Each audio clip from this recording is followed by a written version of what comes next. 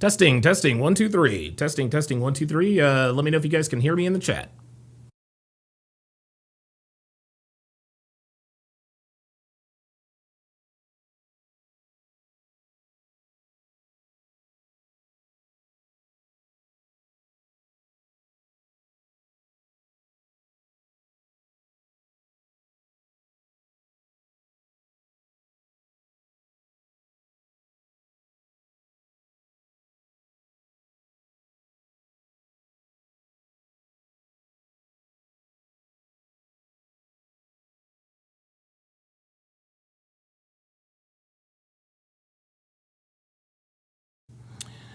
Okay.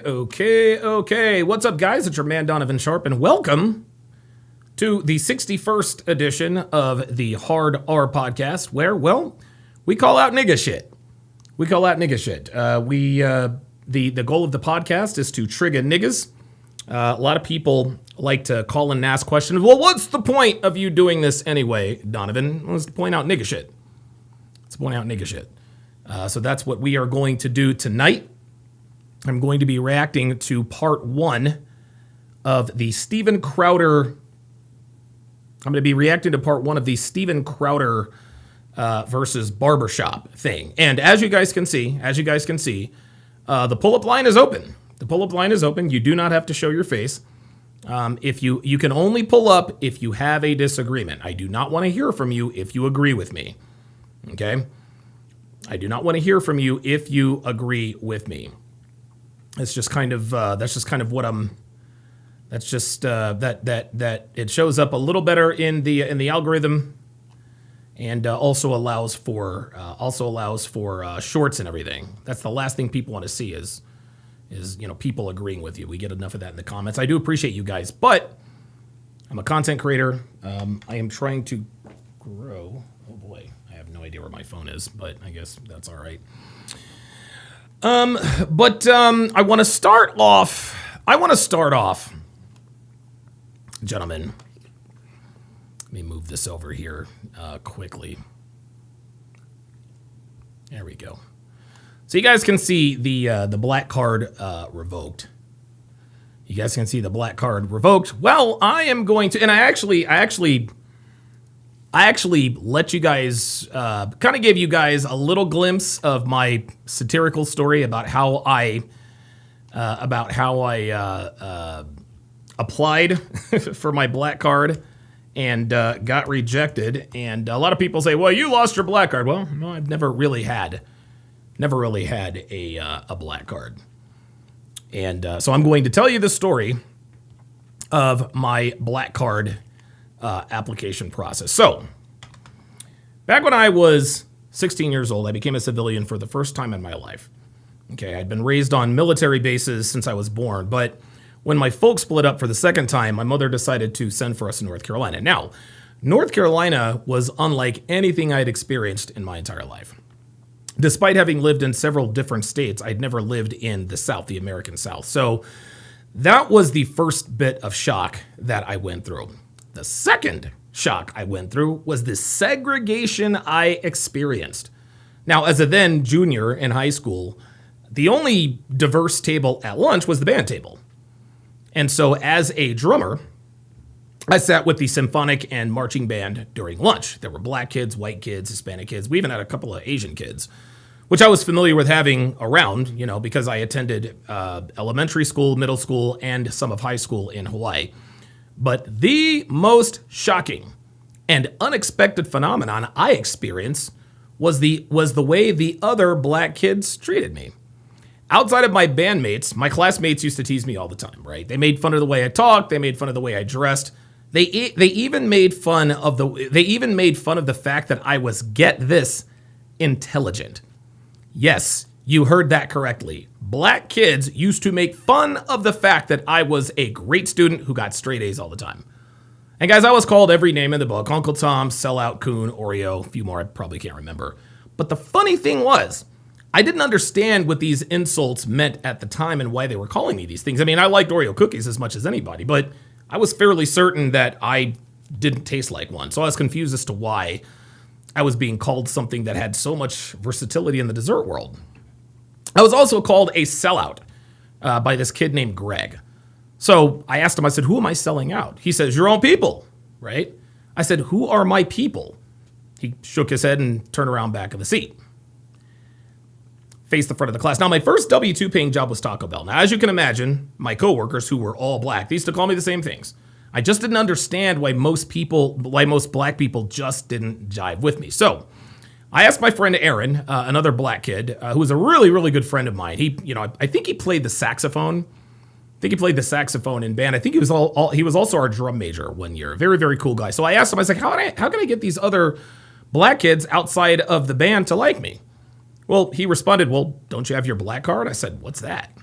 He said, well, it's the membership that black people get when they prove that they're black, right? He said, you're eligible to apply when you're 16. I said, well, I never got one. He said, that's probably because you're a military kid, right? He said, I don't think you're eligible to apply for a black card if you currently live on a military base or if you live overseas. I said to him, well, I don't live on base anymore, so I'm eligible to apply, right? Yeah. He said, absolutely. And you're 17, which also means that you meet the age requirement. Okay, cool. So how do I apply for my black card? He said, just go down to the DMV. I said, the Department of Motor Vehicles issues black cards? He said, no, he kind of chuckled. He said, no. The DMV you need is the Department of Melanated Verification. Ah, okay. So all I have to do is prove that I'm black to get my black card? He said, I think so. If all you have to do is prove you're black, you're a shoo-in because, well, you are black. All right, I said confidently. I said, I'll drive out there after school. So I looked up the address to the other DMV, and to my great surprise and temporary yet naive delight, the address was 116 Martin Luther King Boulevard. Awesome, I thought to myself. MLK is the greatest champion for the civil rights of black people in America. I will get my black card for sure now. So I happily drove my beat-up old 1984, 1985 Oldsmobile Cutlass Sierra to the Department of Melanated Verification. Now, when I turned onto MLK Boulevard, I was a little taken aback at the area that it was in. There were dilapidated homes everywhere. There were black people hanging out in groups on the street smoking what looked like long, skinny brown cigars. I had no idea that at the time that young black people were starting to become cigar connoisseurs. There were also bars on the windows of all the businesses. I mean, I was really, really surprised. Now, the other weird thing about that area was how all of the black dudes were dressed, right? Almost all of them wore white wife beaters and do-rags, which was a little off-putting, but not out of the ordinary, just based on what I had experienced in North Carolina at that point. But what was really confusing was that most of these dudes appeared to have trouble finding a pair of pants that fit them properly. For whatever reason, a lot of these guys just weren't able to pull up their pants all the way. I wasn't sure if it was the fit. I didn't know if it was the wrong size. Maybe it was the style, the cut. I just didn't understand why these people were dressed like this. Nonetheless, I parked my car and I walked into the DMV to apply for my black card. I was excited. I thought to myself, I said, black people will finally start to like me.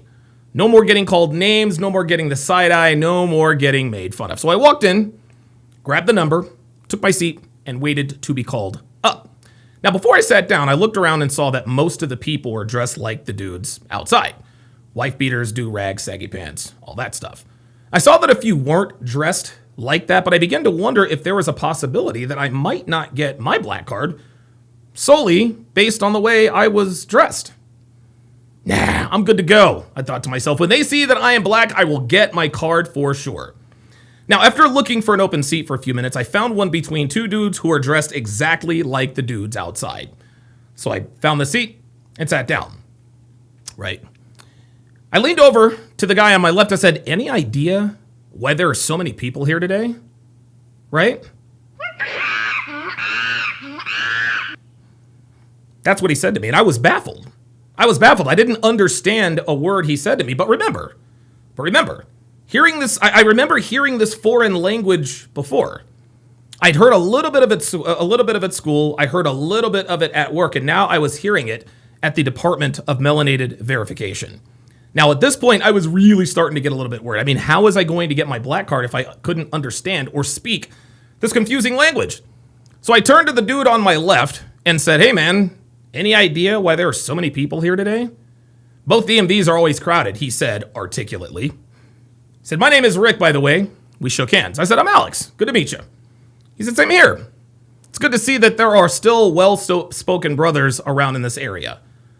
So I thought to myself, I said, wow, this dude speaks almost as well as I do. I was actually starting to become a little more hopeful that I would, in fact, be issued my black card. Now, Rick appeared to be a little older than most of us, at least there. So I was a little bit confused. I mean, most of us there were, between the ages of 17, maybe 20, 21.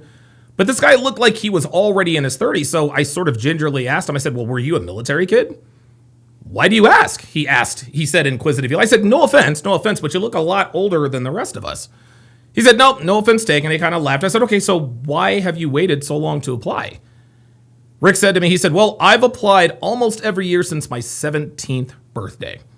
If they don't issue me my black card today, I'm never coming back here again. Now, this explained why he was dressed the way he was dressed. Maybe he was dressed like me the first few times he had gone in to apply for his black card, and maybe they rejected him. So maybe he's all right, if I dress like everybody else, maybe then I can get my black card. So then the curiosity got the better of me. I said, well, why haven't you been given a black card yet? Rick said, because apparently I'm not black enough. He actually used air quotes when saying this. I said, but you were clearly black. I said, surveying his clearly melanated skin. I said, isn't that enough? He laughed out loud. He said, not even close. I said, what do you mean? Before he could answer, the dude on my left decided to chime in. And here's what he said. Now, he looked visibly agitated, but because I couldn't understand him, I just kind of shrugged my shoulders and turned to Rick and slowly shook my head as if to say, can you help me out here? Now, at this point, I wasn't sure that Rick could help me because I could understand him and he could understand me. So I was a little worried that he might not be able to understand the other guy either. Hang on, he said, I'll take care of this. Right. He then leaned forward and looked at the dude on my left and said, holy shit, I thought to myself, this dude is bilingual. He speaks that dude's language. The dude on the left fired back. Rick fired back after that. Now, after a while, the dude on my left stood up and pointed his finger at Rick. He sounded angrier this time. I didn't know what they were arguing about, but I may have made out the word coon. Now, I could have been wrong because, again, I didn't speak the language, but that's what I thought I heard. Then Rick stood up and got in the other guy's face. They looked dangerously close to fighting, but no one there seemed to really care or notice. Things continued to escalate from there until one of the security guards came and broke it up. He said, you two need to settle down or you will be asked to leave. Now, Rick sat back down, but the other guy looked genuinely confused. So the security guard addressed him directly. That seemed to do the trick because he slowly sat down, never taking his eyes off of Rick. I leaned over to Rick. I said, what was that about? He said, typical nigga shit. The other dude must have understood what Rick was saying because he stood up again, but the security guard was on top of it this time, telling the dude once again. My guess is that the security guard probably gave him another warning to sit down lest he be escorted off the premises. Then Rick turned to me. He said, I hate to break it to you, young fella, but if you think that being black is all it takes to get your black card, you're in for a rude awakening. Now, that came over the intercom. Rick looked down at his ticket and said, yep, that's me. He looked at me. He said, good luck, man. He said, you're going to need it. Rick got up and went to window number 4. Now, at this point, I'm definitely panicked. How was I supposed to know when they called my number when I don't understand this mysterious language? So what I did is I kept an eye on Rick at window 4, who appeared to be in an argument with the DMV worker. It obviously wasn't going well. Then I heard another sound over the intercom. I kind of looked around frantically trying to see if anyone else was standing up, but nobody was moving. And after a few minutes, people started looking around like, who is anybody gonna stand up? Same thing. So now I looked at my ticket to try to see if there was some sort of, is there some sort of translation to this? But just as I was thinking of asking Rick what they said over the intercom, the security guard yelled out, number 27. Go to window number 9. Number 27, go to window number 9. I said, that's me. That's me. The security guard kindly gestured me over to window 9. Now, I saw him smiling at me and shaking his head, which kind of confused me a little bit, but I quickly put that out of my mind when I arrived at window 9. So I said hi to the DMV worker. I assumed she said hi, but again, I didn't understand her. She said it again. Now I'm nervous. This woman is looking right at me and expecting an answer, and I couldn't give it to her. A third attempt at communication, I said to her, I'm sorry, ma'am. I don't know what you're asking me. The DMV lady then turned her head and yelled out. Then she stood up and walked away from the window. Now I'm thinking to myself, did I fail because I didn't understand the primary language of the black community? Just as I was thinking my black card application was going to be denied, another lady walked up and said, first and last name, please. I breathed a sigh of relief and quickly answered, Alex Hopkins. She said, okay, Mr. Hopkins, we're going to ask you if you could determine whether you're going to get your black card today. I said, well, as you can see, ma'am, I am clearly black. We don't know that, sir. I'm sorry, I said. She said, your black isn't determined by you. It's determined by us. Just like you can't drive and let you get a license from the Department of Motor Vehicle, you can't call yourself black and let you get a black card from this DMV. Okay. She said, first question, are both your parents black? I said, yes, both of my parents are black. She said, then why are you light-skinned? I said, well, because recessive traits are sometimes shown in the... Never mind, she interrupted. Are your parents still together? I said, no. She said, oh, okay, that's what's up. And she marked a green check next to that question on the questionnaire. Who you voting for in next year's election? I said, well, definitely Bill Clinton. Okay, that's what's up. Another green check mark. I was beginning to think I had this in the bag. I had 3 green check marks thus far. Now, as a side note, I saw the dude who got into it with Rick earlier, a few windows down, but he looked a lot less agitated. In fact, he looked, dare I say, happy. I couldn't understand a word he was saying, but he was clearly having as good an experience as I would. Hey, man, I guess we're both going to walk out of here with our black cards. Next question, what kind of music you listen to? I said, well, I love classic rock. I listen to a little alternative. Big fan of Green Day, Blues Traveler. The girl looked at me suspiciously, so I added, I also listen to rap. Dr. Dre, Ice Cube, NWA. She didn't look convinced, so she asked me, okay, what's your favorite Dr. Dre track? I said, G-Thing. I said, 1, 2, 3, into the 4. She said, okay, all right, I got you. Gave me another green check. I said, she said, where you from? I explained to her that I was born in Philadelphia, but I had lived in several different states because of my dad being in the military. She said, okay, what's the name of the last street address? I said, okay, my last street address was 2387D Mercury Street, Honolulu, Hawaii, 96818. She looked disappointed and marked a red X on the application. She said, any siblings? I said, well, yes, 2 brothers and 2 sisters. She said, all the same daddy? I said, well, of course. Another red X. She said, you got any kids? I said, huh? You got any kids? You got any sons, daughters? I said, no. Another red X. How many nieces and nephews you have? I said, huh? How many kids do your siblings have? I said, well, my sisters are 16 and 15, and my brothers are 15 and 12. What are you talking about? She raised her eyebrow as if to expect an answer. I said, none. I don't have any nieces or nephews. Another red X. She said, you got a girlfriend? I said, uh-huh. What's her name? I said, Jill. What's her race? I said, white. Another red X. What's your current GPA? 4.15. Another red X. You plan to go to college? Yes. Another red X. What's your thoughts on Rodney King? I said, well, the cops were clearly wrong for beating the crap out of him, and I think the cops should have gone to jail for what they did. Ding! She gave me a green check mark. Then she asked me, if you don't succeed in life, whose fault is it going to be?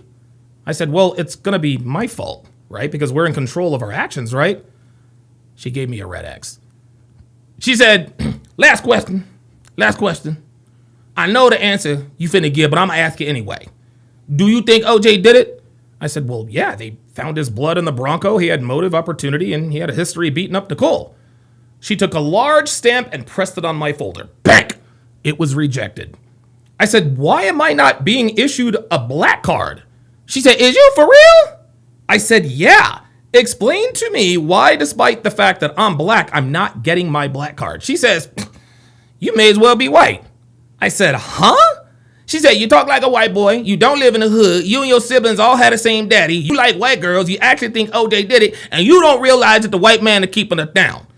I said, okay, but I'm black. She said, boy, bye.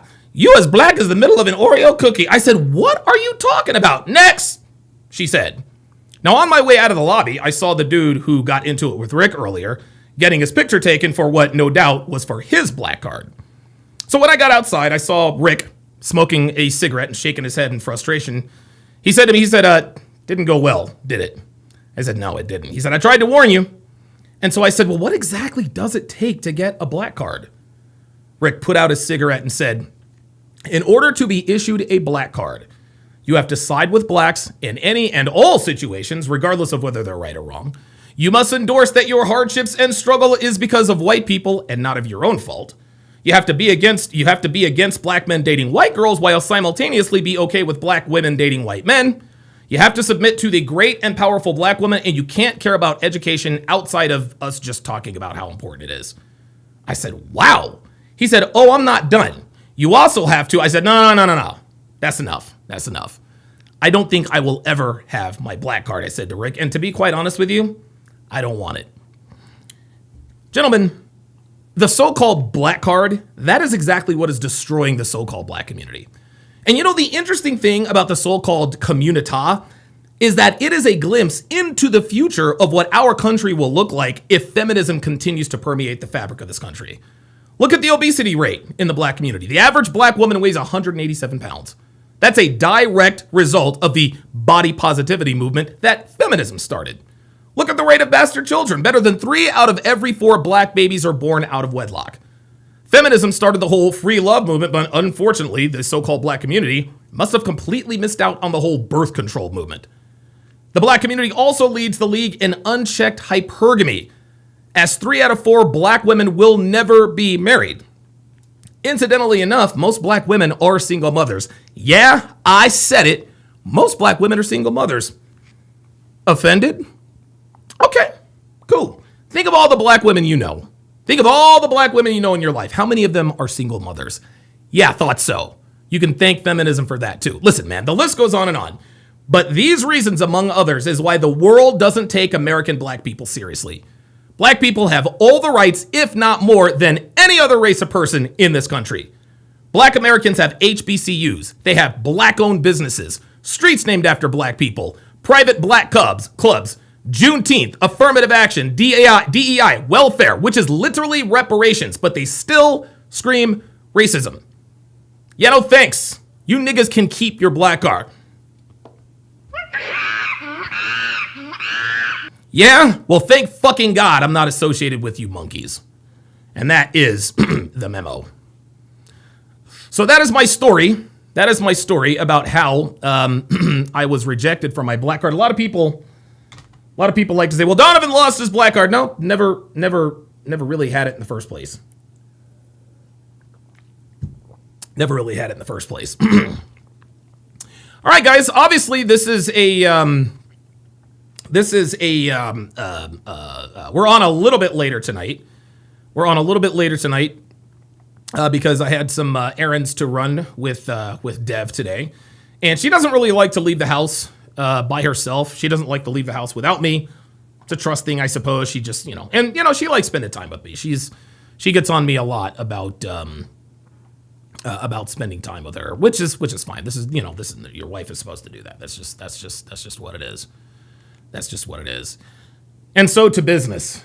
Gentlemen, Steven Crowder is probably one of the bravest individuals that I can think of. This man went into a black barbershop and talked about black issues. And word on the street is that he came out of it unscathed. In other words, nothing happened to him. Which is actually a little odd because, as we all know, well, niggas be killing white folks, right? You guys know how that goes. So let's go ahead and get this party started. This is Steven Crowder, fair use. versus the black barbershop in terms of black fatigue. Let's get it. You guys know what that means? Since the last time you came, that's become a thing. Yeah, I was about to say that's just become a recent thing. And do you know what it means? No, I'm not sure. I'm gonna ask that. It's White Nigga, stop the cap. Nah. This nigga, look, this nigga talking about, do you know what black fatigue means? No, not really. Nigga, you know what it is. people are 12 times as likely to be killed by a black person than the other way around. I'm just going to shoot you straight. Whoops. It's not even Uh-oh. close. where? Oh, shit. Across the country. Ain't nobody coming Steven? after you. You know what I'm saying? Like nobody tripping on you. But these people in just as scared as the other folks. That They are if they get on a bus. Not necessarily. They are if they get on a train. That lady wasn't in danger because that man was black. That lady was in danger because that man was crazy. Nope. Here we fucking go. Here we go. Really, my nigga? What if what's his name? DeCarlos Brown Jr. killed your sister? Would you be arguing about mental health? Yeah, I didn't think so. Fuck out of here, man. Whenever we want to ask for equality and fairness, it's a problem. So white America. You're goddamn right it's a problem. Because you guys have already been overcompensated. Yeah, it's definitely a fucking problem. Let's spend several $1 trillion. When is it enough? Where's the bird? Oops! Oh my God. No. Where's the bird? You're not stopping white America from doing anything. You know what? The bird just burned down $4 billion worth of cities and 60,000 assaults. No. There's 3 times to 4 times as much homework than the black kid, and the white kid does 2 to 3. Why? Because it's culturally, it's conditioned. Exactly. So why There do you go. parenting from Asian than white parents? Why? You said what? Well, we're having real talk. Why do young black men fight in packs? Oh shit! Oh my God! Oh my God! Oh my God! Did he really just ask why do young niggas fight in packs? Oh my God, this finna be good. Are we? Look! Somebody check. Hold on. Somebody check on Steven Crowder. Somebody make sure Mr. Crowder is still with us because wow, shit's about to get real. Damn. So a couple of years ago, when I started Black and White on the gray issues, I sensed some growing discontent, or more of a racial divide in America than I'd experienced in my lifetime, and it seemed to be egged on by legacy media. It's sad to see a lot of people going along with it. The American people have felt safe in their home. But people who had absolutely no chance. Who the fuck is this? Is this George Washington, Martin Luther King, fucking Abraham Lincoln Jr.? The fuck is this nigga? Who the fuck walks around with a white afro? Chance of victory. Hate and racism towards black and brown people. And as that evolved, Oh, now it's black. Oh, isn't that funny? Because these race hustler ass niggas used to talk about, well, black people are discriminated against. Now it's black and brown people. That's then for the first time, I walked into Stevie J's Barbershop.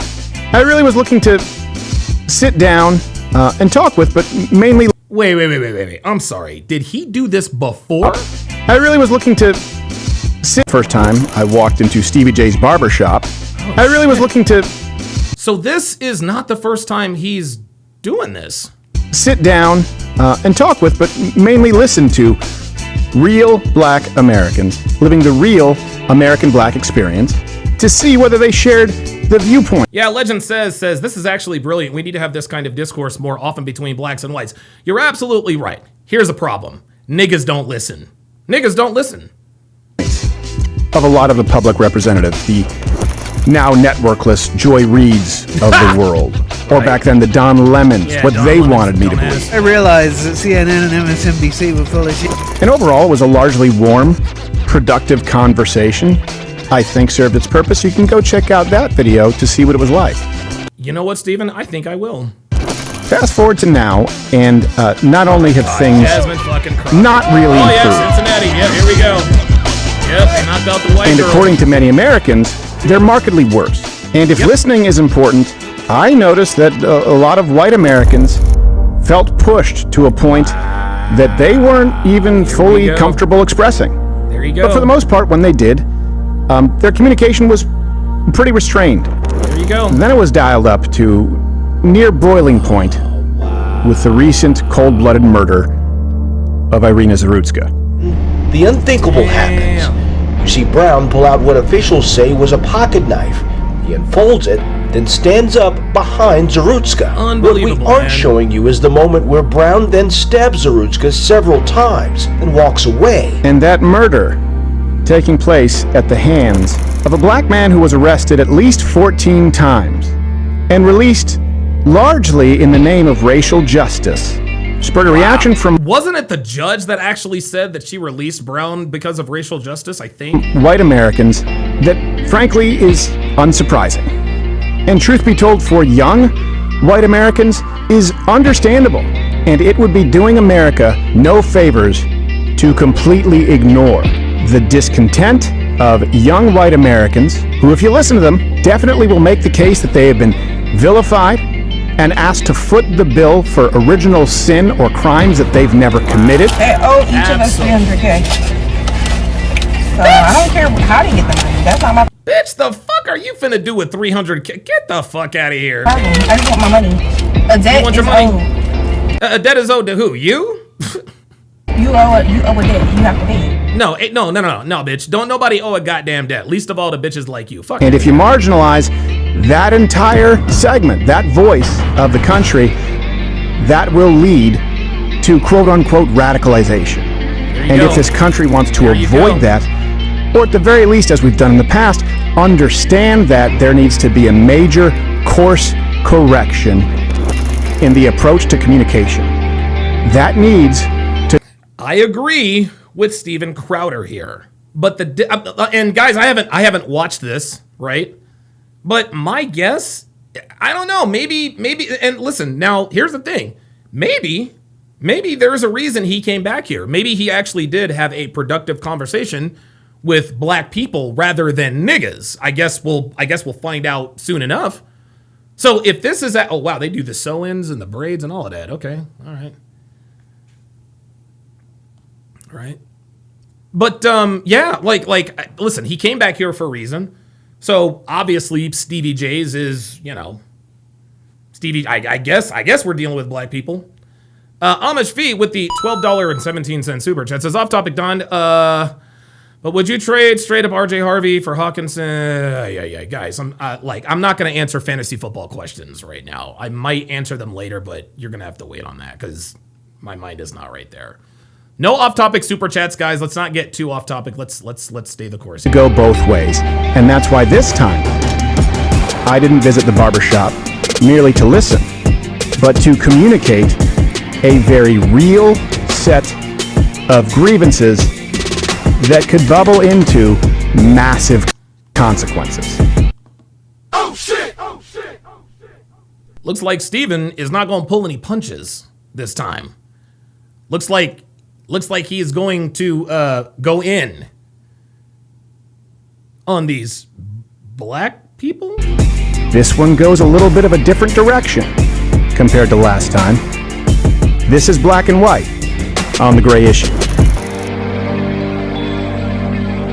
All right, here we go.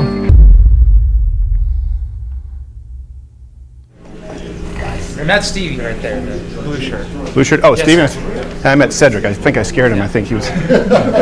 And yes, Amish, I would absolutely... Actually, now that I've got you've got Gadsden already on your bench, yeah, I would definitely... Yes, Hawkinson for RJ Harvey straight up with a half-point PPR, and you've got Hawkinson. Yeah, I'd make that trade. Hey, doing all right? Yeah, man. How you doing? Good to see you. I need it. You guys all have your beards nice and right. I've never learned how to do this shit. Like, bro, like they work in a barbershop. Like, what am I gonna look like sitting in a barber's chair if he's got a nappy ass beard? Come on, Steven. Come on, bro. It's because people come here. King Life, member for 63 months. Says these liberal assholes are only going to get worse. Yep. We'll see. Oh, I see what it is. It's a power move. You have me sitting lower. Yeah, so we can all look down on you. No, thanks. Well, they said you guys got some people coming in here after the last one? Yeah, a couple people came they just through. Thought, I think this is the place where white and black people have conversations. So it was funny. The first person that came last time was he said this out of his own mouth. He was like, I'm Indian, but he had on a MAGA hat. Okay. And he walked in and was like, hey, I saw you guys on Crowder. Can I get a cut here? Yeah, I guess so, man. Come on. Did you have your hand on your piece? You're like, I don't know. If you come nah, because he didn't come like that. He didn't have the backpack and the ski mask on. Yeah, he didn't have that on. Was he not? Okay, so these dudes seem pretty reasonable and affable. I'm sorry. Is that a white girl?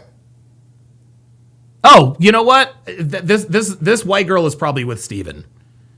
Unless she's with one of these other niggas. Nice. Was he good? It's cool. Yeah. What do you guys think, like, when you see someone with a MAGA hat? Because I know we were kind of talking about that last time. It depends on how they present themselves. Depends on how they present themselves. Here we go. Depends on how they present themselves. So now we're already talking about subjectivity. It depends on how they present themselves. In other words, I will not be hostile if I deem them to be a presentable MAGA hat wearer. Come on, man. To me. Yeah. For me. To me. Okay, so like, what would present themselves in a way that would be like decent versus piece of shit? Yeah, how some people carry that air of superiority. Yeah. Okay, but air of superiority, that's subjective. Like, that's again. See, this is, oh boy. So we're already starting to find out who these people are. An air of superiority is subjective. If you say in your well, he was walking with an air of superiority, then I don't respect this MAGA hat wearing Trump supporter. Nah, fam, you're looking for a reason to get hostile or violent with someone. And if you present that to me, I'm very conscious of that. If you present that to me, I'm gonna respond appropriately. Oh, respond appropriately. Oh, so we already getting into the nigga shit. So if someone in a MAGA hat presents themselves in a way that you deem it to be an air of superiority, you're going to respond to that. And what you going to do? What you going to do? What you going to get violent? What you going to tell them off? See, already the niggas coming out in these people. The niggas already coming out in these people, and look at his body language. Yeah, and I'm gonna deal with you. Look how proud. Look how proud and relaxed he is. You know this nigga's got his black card. Yeah, I'm gonna deal with you if you present yourself in such a way with an air of superiority. So if a person walking around in a MAGA hat looks confident, you gonna deal with him then? Yeah. I swear to God, niggas always looking for a reason to get violent. That's just me personally. Yeah, what would be like an air of superiority? Like, good question. Just like certain things you say in conversation, and like what? Be specific. And like you said, just in the physical nature of these chairs. Well, in conversation, you can physically go up and down and put yourself above or beneath. Okay, bro, that doesn't make any sense. Answer the question. So when people do that kind of stuff, yeah, it's funny that you mentioned that. Again, he didn't specify. What would he deem as disrespectful? Because I actually, when I do the change my minds and sit with people, I actually kind of slump my shoulders and deliberately kind of make myself smaller, just to not. It's like, what is it? The crab that has the red under its claws is showing danger. So I don't wear red because apparently that signifies poison. But yeah, no, there's red signifies danger and confidence. All these body language experts now. You watching TV, and I'm like, this seems like horse shit. Like, he looks to the left, so you can tell he's lying. Yeah, some of. Yeah, the stuff that he looks to the left so you can tell he's lying, that, to me, that's hocus pocus. But there is absolutely, the body language thing is not a shtick, okay? Body language tells the whole story. People say all the time, a picture is worth 1,000 words.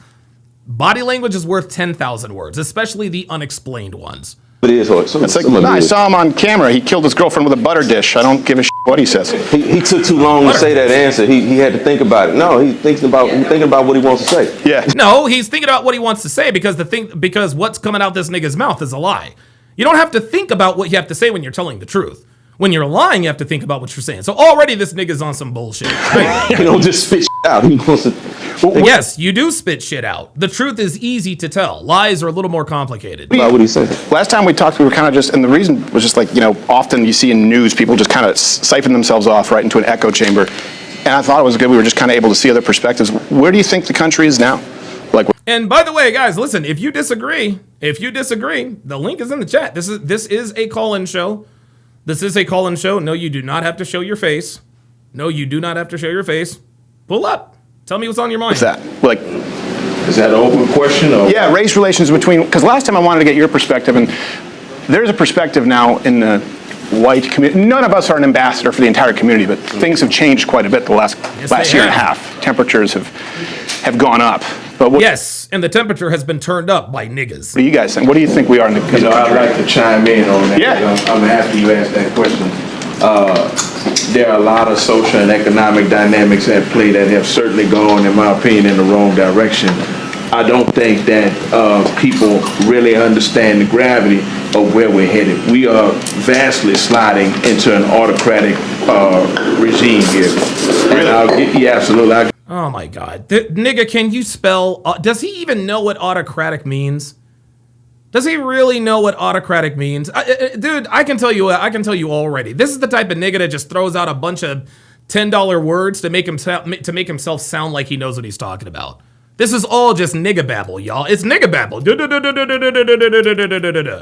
Well, we is really headed toward autocratic. No, what we're headed for is civil war, nigga. That's what we're headed for. And guys, I'm here to tell you, nobody wants civil war. At least not yet. I damn sure don't want civil war. But that's where we're headed. We're not headed to this. We're not headed to this autocratic. What the fuck? It's so funny. You can always tell that when something comes out of someone's mouth is not a thought of their own. This nigga's gonna sit here and talk about we headed to our no, we're not. We're not. We are headed dangerously close to white people acting like rooftop Koreans back in 1992. Give you several reasons. You see, in order to have, you can't have a one-dimensional approach when you're wanting to continue to lead from a global perspective, all right? What you see here today is an isolationism approach, which... Oh my God, isolation. Bruh, Steven asked you about race relations, okay? He didn't ask for a dissertation on why you're the smartest nigga in the room. Now, to this guy's credit, I actually like this nigga's shirt. I like his shirt, actually. I like his shirt a lot. I would actually rock that. But bruh, what are we doing? What are we doing? I forget, what's the dude's name on A Living Color played by Damon Wayans? In prison, using all them 5-syllable words and didn't know a goddamn thing he was talking about. That's this nigga. Has never worked in the past because we don't have an understanding of geography and history. What the fuck does geography have to do with race relations, my guy? Right? Saber89 with the $5 Rumble rant says, so I love these discussions we have like this all the time in the barbershop. Even when we disagree on the main topics, we always find micro things to agree to. Okay, well. And I'll just simply close by saying, you got to understand. I will simply close my soliloquy by saying that you have to understand the anti-disestablishmentarianism of the white man. You see, racism was built into the fabric of the geographical weather patterns of America. You see, the weather is actually racist. The meteorologic society has admitted that, yes, we are racist. The Super Doppler 3500 said it was racist. We headed towards an autocratic, histrionic nigga, please. Get the fuck out of here, man. Yeah, Oswald Bates. Come on, man. Come on. This nigga talking about isolation, nigga. And something. The rest of the world is grossly infuriated with the way America has taken shape. And not only that. Yes. The rest of the world is infuriated because of niggas like y'all. We're ceding all our best opportunities to China, right? Look around you in the okay. Now he does have a point there. Relationships that fall. But what does China have to do with race relations in America? Like, this nigga's talking about China. Okay, you're right about China. What's that got to do with race relations between black people and white people? With everybody else, which includes Canada. Look at Crowder. He's like, what the fuck is this nigga saying? He can't say that out loud. Mexico, and they've even gone as far down into the Latin American corridor, fortifying their bases while we're still hollering that we're the greatest. You talking about China, like in the Panama Canal? Not just the Panama. We still hollering like we the greatest. Nigga, we are the greatest. But, if you don't think this is the greatest country on earth, nigga, you can leave. I swear to God, this is how good we have it in America. People who hate this country, who live in this country, won't leave this country. If that doesn't tell you that we live in the greatest country on earth, I don't know what does. People swear up and down that we are the worst country ever, yet they don't want to go anywhere. Panama Canal. Let's pivot from the Panama Canal and let's look at the long-term strategy they have now. What the fuck does the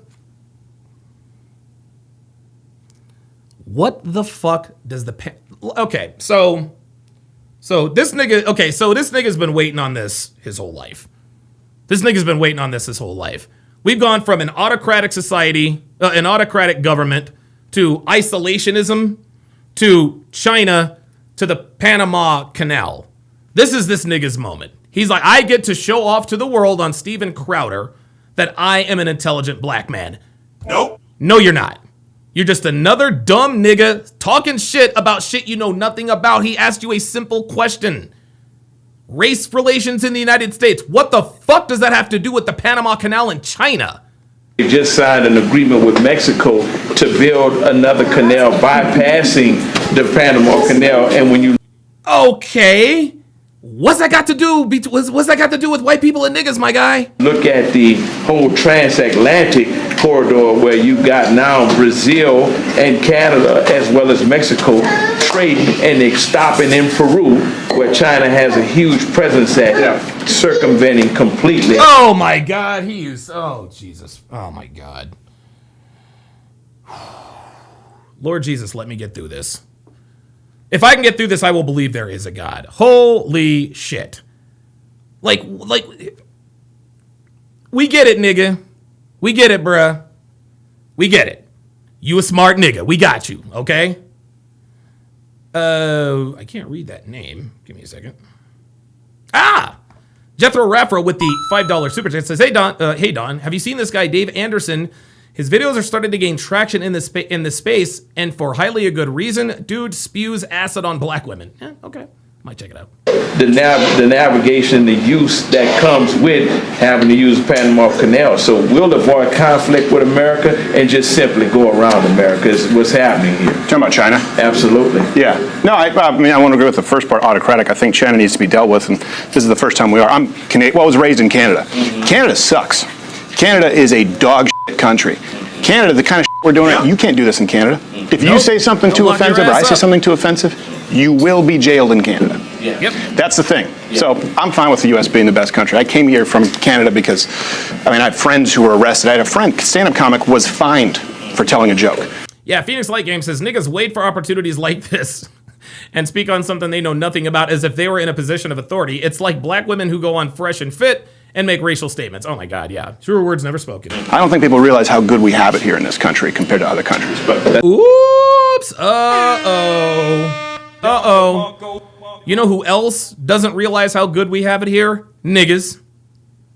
Because all niggas do is complain about what they don't have. Nigga, go to Spain for a month. Right? Go to Portugal. Go to Europe. Go to Canada. Go to UK.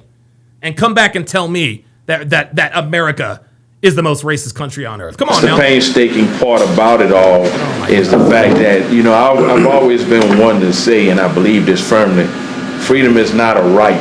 It's a privilege until you wake up the next morning and find out you don't have it anymore. Yeah. Right. It's a privilege until you wake up tomorrow morning and realize you don't have it anymore. Could it be because maybe you broke the law? Could it be because maybe you were convicted of a felony? Black people don't just have their freedom taken away in this country simply because they're black. They used to. That was many years ago. And none of that has affected anybody in this conversation. It also comes with duties. That's what I was about to say. It also comes with responsibilities, because while we free to speak and say what we want, and I went to Montreal a few months ago, so I know exactly what you're talking about. Bet you saw a lot of tits on signs. That's all. No, I didn't. It's just strip clubs. Our Times Square is a giant strip club. It was a couple of them. Yeah. But no, like they. Let me find out he went and tricked on a couple of Canadian snow bunnies. Go on, tell it. There's responsibility, and like everybody's from different places, different backgrounds. Some of us from certain backgrounds know, like, here we go. I already know what's coming. Too much in a certain space can get your ass whooped. What? Wait, there it is. I knew it. Look. Certain backgrounds know, like, running your mouth too much in a certain space can get your ass whooped. Yep. Translation, if you are a white person and you are running your mouth, black people, niggas will kick your ass. That's what he's talking about.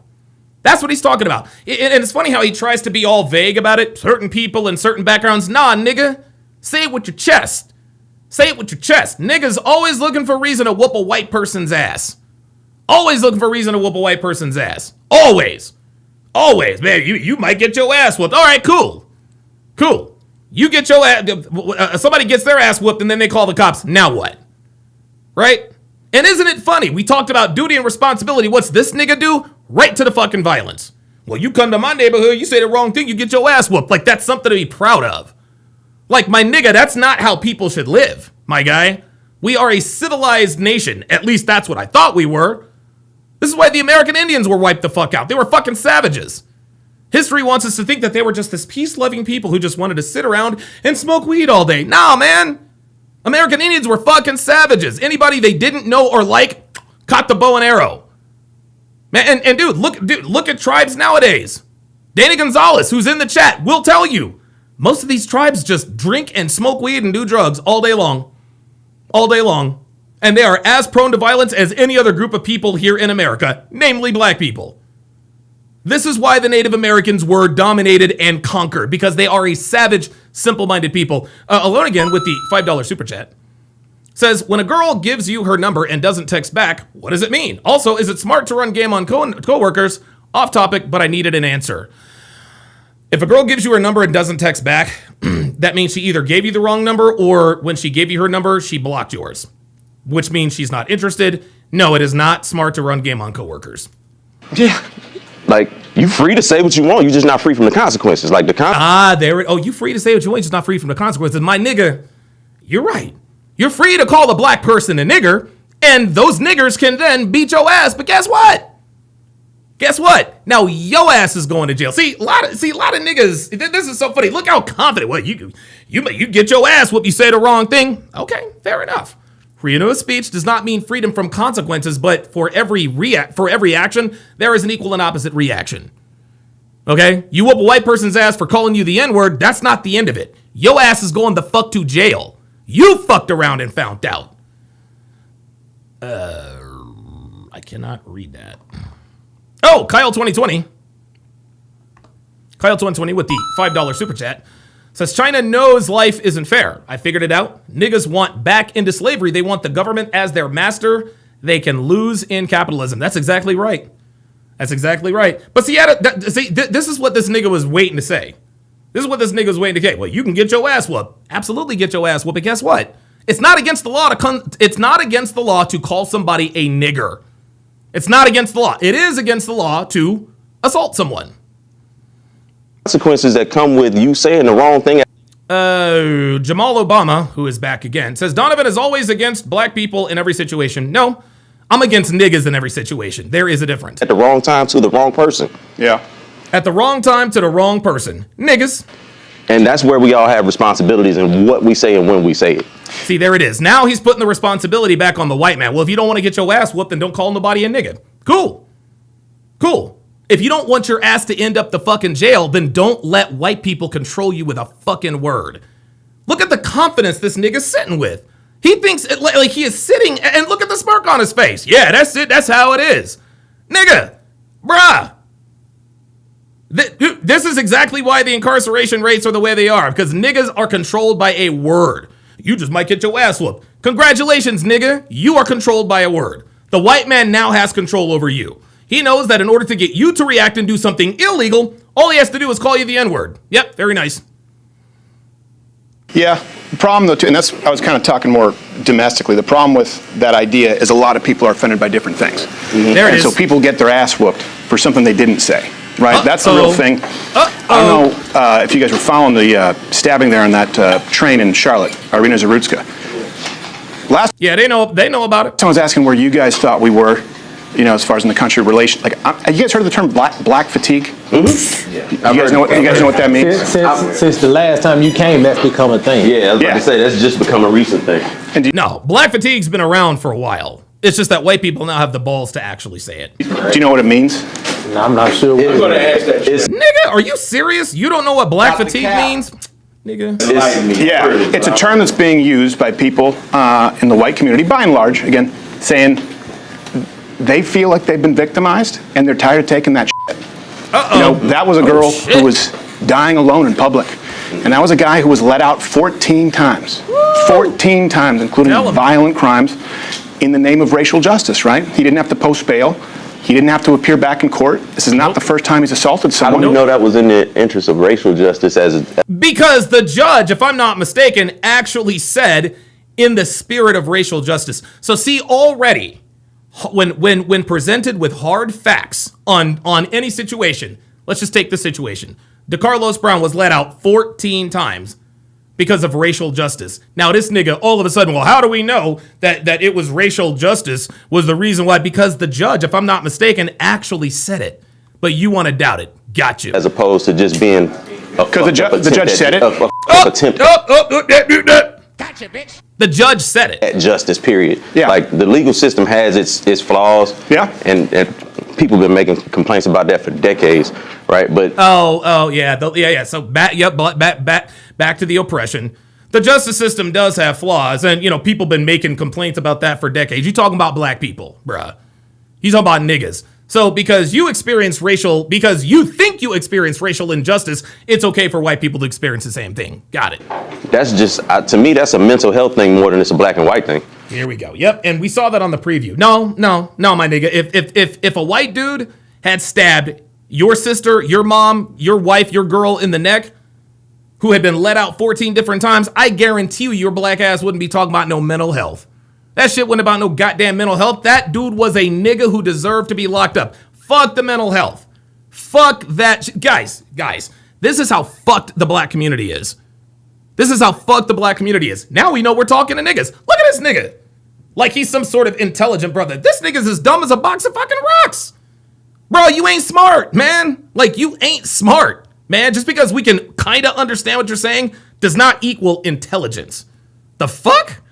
Well, I'll tell you why, because white people are saying it now. Right. Not just white people are saying, hey, we're in what makes it a bigger thing. Well, because... Yeah, he said that white people are saying it now. That's going to make them care even less. Hang on a second. Hey, bring me a cup of ice water, would you? Thank you. I don't have my phone. Sorry about that. White people are 12 times as likely to be killed by a black person than the other way around. I'm just gonna... What? We don't...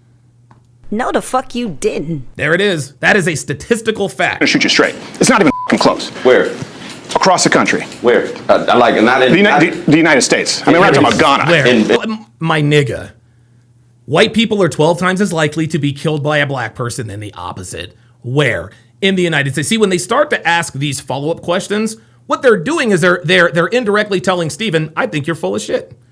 I think you're full of shit. Bro, look around you. The statistics don't lie. And yeah. What I'm saying is, in white communities or in quote unquote so-called white communities, across the country, the rate is a black man or person, because most murders men. There are very few female murders. 12 times more likely to kill a white person the other way around. There it is. And then you look at the average amount of times that someone in this country is arrested before they're brought in for killing, charged with murder. Do you know how many times they're arrested on average before they murder? 11 times. Once again,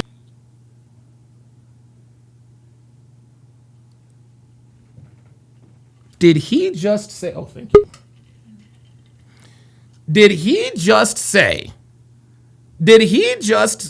oh boy, there's Walter. Did this nigga just say, or I'm sorry, nigga, did Steven Crowder just say that, Walter, I'm in the middle of a podcast, buddy. Not right now. He just said that black people are arrested they're arrested on an average of 11 times before they commit murder. Arrested on average before they murder? 11 times. Once again, the justice system's got its flaws, and people have been complaining about that for years. There it is. Once again, the justice system has its flaws. He is conceding that point, and people have been complaining about it for years. Yeah, but what about the black grievances? Fuck your grievances. Fuck your grievances, bruh. Look at that smug, dude, look. And it's funny, you can see that smug ass look on his face. Steven Crowder just told this gentleman that the average black murderer is arrested 7 times before they actually killed. Yeah, once again, it's a flaw in the justice system, and people have been complaining about it for years.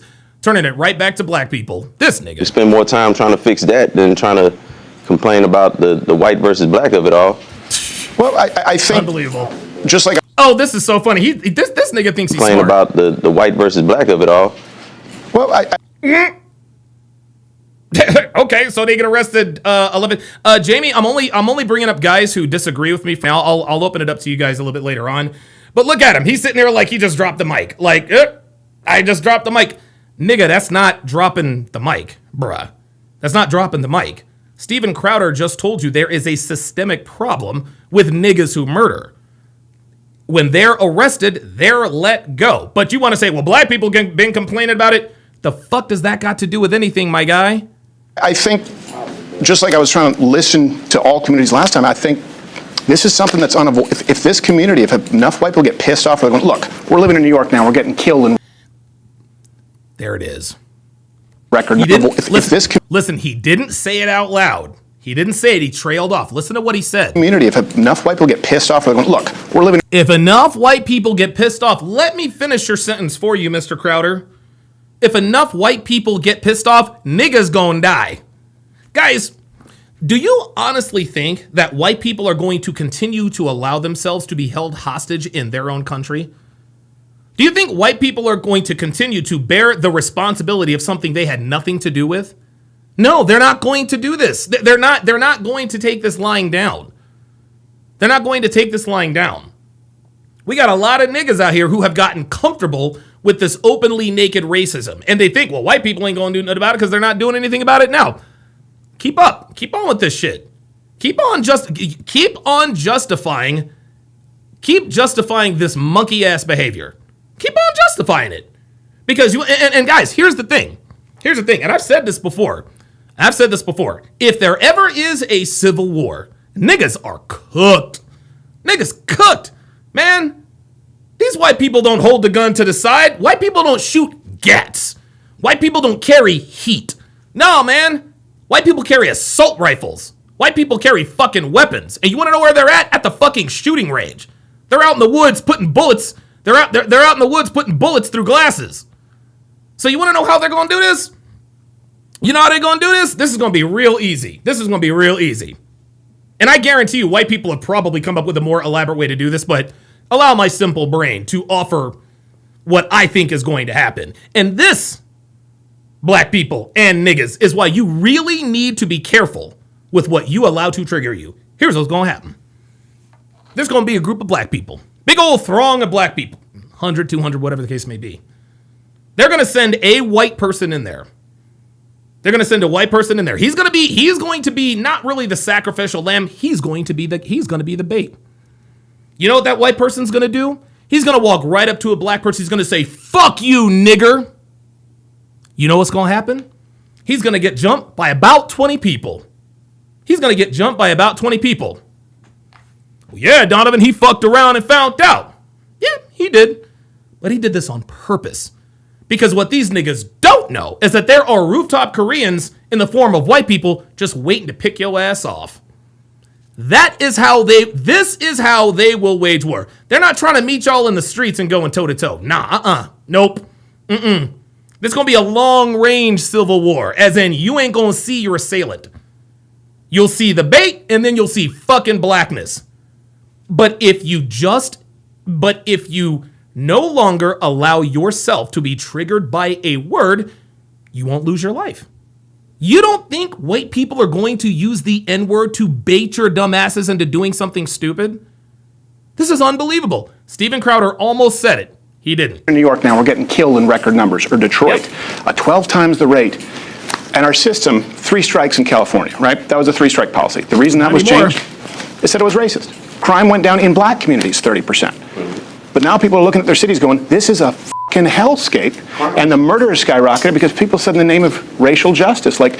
says, are there spoilers? No spoiler alerts! No spoilers. Phoenix Light Game says, Civil War is right around the corner and they're too stupid to realize it. Yep. They're going to find out soon enough, though. Well, 3 felonies, you're out. Because crime is crime, right? But crime is usually going to be higher concentrated in areas where there's high poverty. No. Poverty doesn't cause crime. Crime causes poverty. Because black people were impoverished back in the 40s, 50s, and 60s. But they still had communities. They still had togetherness. Black people were better off in the Jim Crow South than they are right now. Black people have access to everything, and they have managed to fuck it up. They managed to fuck it up. And again, Myron says this is why nobody takes niggas seriously. Sean Morris says, Donovan, tell the gas station story. Okay. For those of you guys who aren't familiar with my gas station story, to make a very long story very short, I used to deliver mattresses in the greater Atlanta area, like all over pretty much central Georgia, right? And so I used to deliver mattresses to residences and businesses. The guy I worked for, his name was Kerry, or his name is Kerry.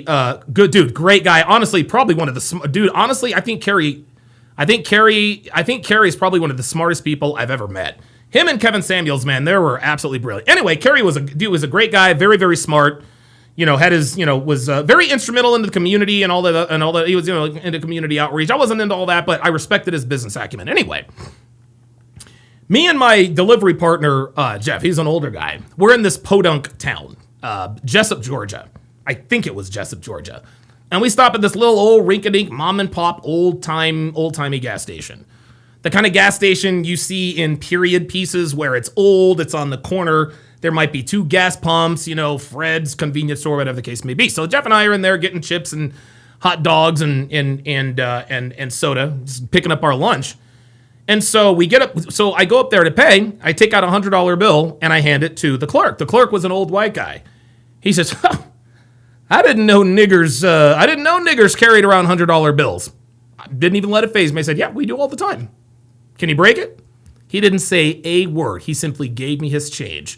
Do you want to know what that dude was trying to do?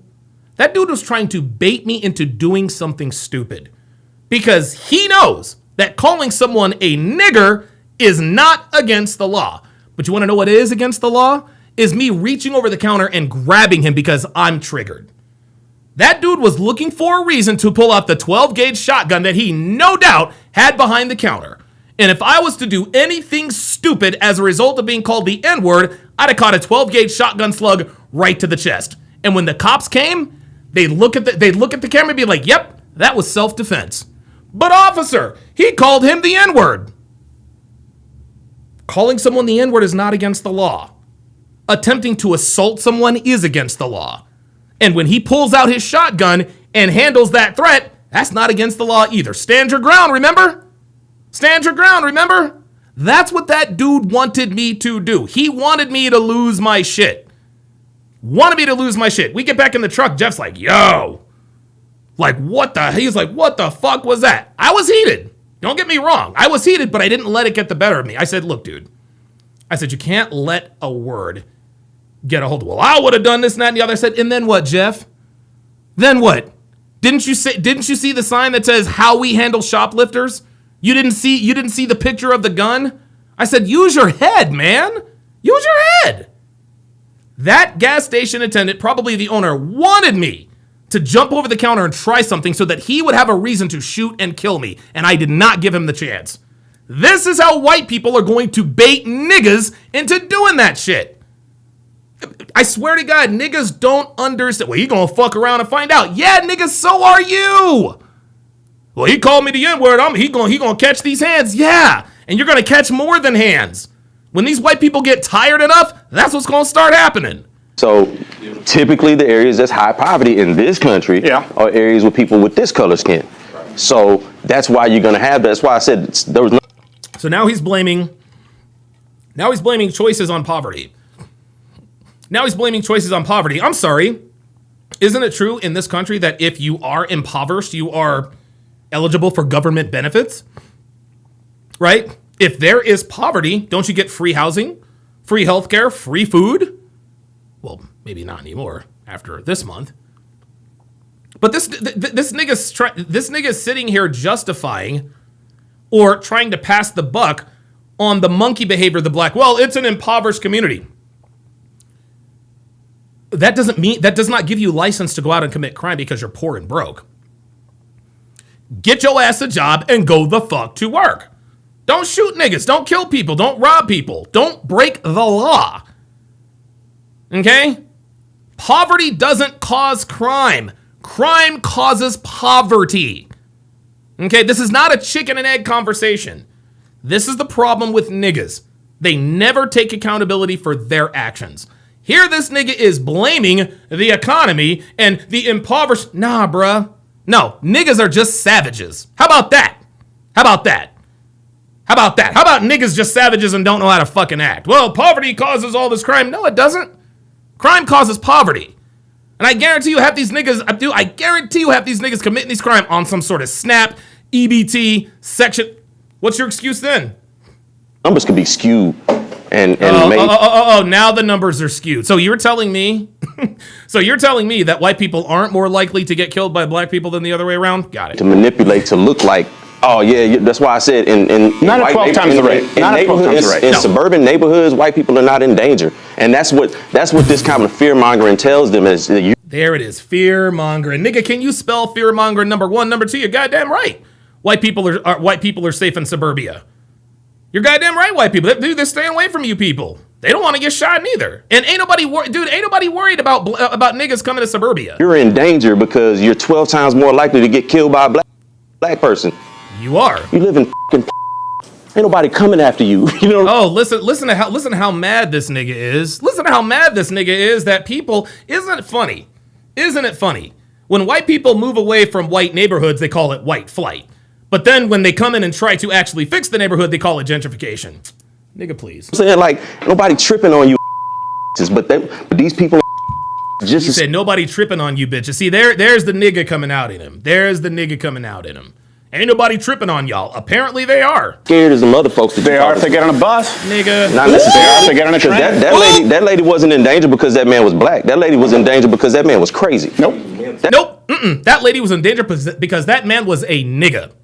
That man was in danger. Irina Zarutska was in danger because DeCarlos Brown was a savage. We don't have a race problem, people. We have a problem race. We have a problem race. And the problem race is niggas. She wasn't in danger because he was black. She was in danger because he was crazy. Yeah, the nigga was also black. That man was mentally insane. But why was he back on family members? He had his own family members call the hospital to try to get him committed. He told his sister he killed that woman. But my guy, that doesn't make him any less guilty of the crime. You're trying to justify this crime. Well, the reason he committed the crime is a failure of the justice system. You're goddamn right it was. Because he thought she was trying to read his mind. Yep. Oh my God. Why was he let out though? And I'm not saying it's because he's black. Yeah, I'm saying people look at it though. The judge said part of black fatigue. He's insane, right? We agree. That's not a black and white issue. He was deemed not fit to stand trial, right? Right. Jesus. Now should have been institutionalized. Right. The IOU policy, meaning you don't have to pay bail. You don't even have to stay here until you're actually convicted. You just say you'll come back. Right. Which is messed up. Yeah. The judge, Teresa Stokes, black woman, said, "Well, this is about racial justice. We need to be softer on crime." So that's her. There it is. There it is. There it is. Cool Convo says, bro, we're not trying to kill anyone. Yes, you are. Yeah, y'all are. You niggas trying to kill all white people. That's what y'all trying to do. Like, let niggas like you tell it. Yeah, y'all trying to kill everybody. Y'all trying to kill everybody. There's precious little evidence of that. Tell that to the Austin Metcalf family. Cool Convo. Tell that to the Zarutska family. Oh no, we ain't trying to kill anyone. Yes, you are, and you do. You just heard Mr. Crowder say white people are 12 times more, even if that's an exaggeration. Let's just say he exaggerated. Even if it was black people are 3 times more likely to be killed by or white people are 3 times as likely to get killed by a black person than the opposite, that's still too much. That's still too much. That's why he was out. And you can find dozens of examples. That's her misguided reasoning. And that's policy. Yes, but that misguided reason is because of what's happening outside of the courthouse. Niggas like you are why she's misguided. Niggas like you want to make excuses for why niggas commit crimes. But that's systemic, though, right? That's not representative of a whole. It's not. It's not. No, it's not. Look, we always have to say not all. Right. Like not all white people wear MAGA hats and are dumbass pieces of racist shit. But we have all been accused of racism, sexism, misogyny, homophobia. Yep. What I'm saying is black fatigue is white people going, you know what? I know I'm not racist. And I know that we're dealing with record crime, and I know. Cool Convo, I know you're not laughing. It's funny, I love it when niggas come into the chat. I love it when niggas come into the chat and they act like they're laughing. Cool Convo, I know you are an angry monkey. I knew you're an angry monkey. Cool Convo thinks he wants to go toe-to-toe. He says, what? Yeah, cool convo. My guy, if you want to pull up and have this discussion, you don't even have to show your face. You don't even have to show your face.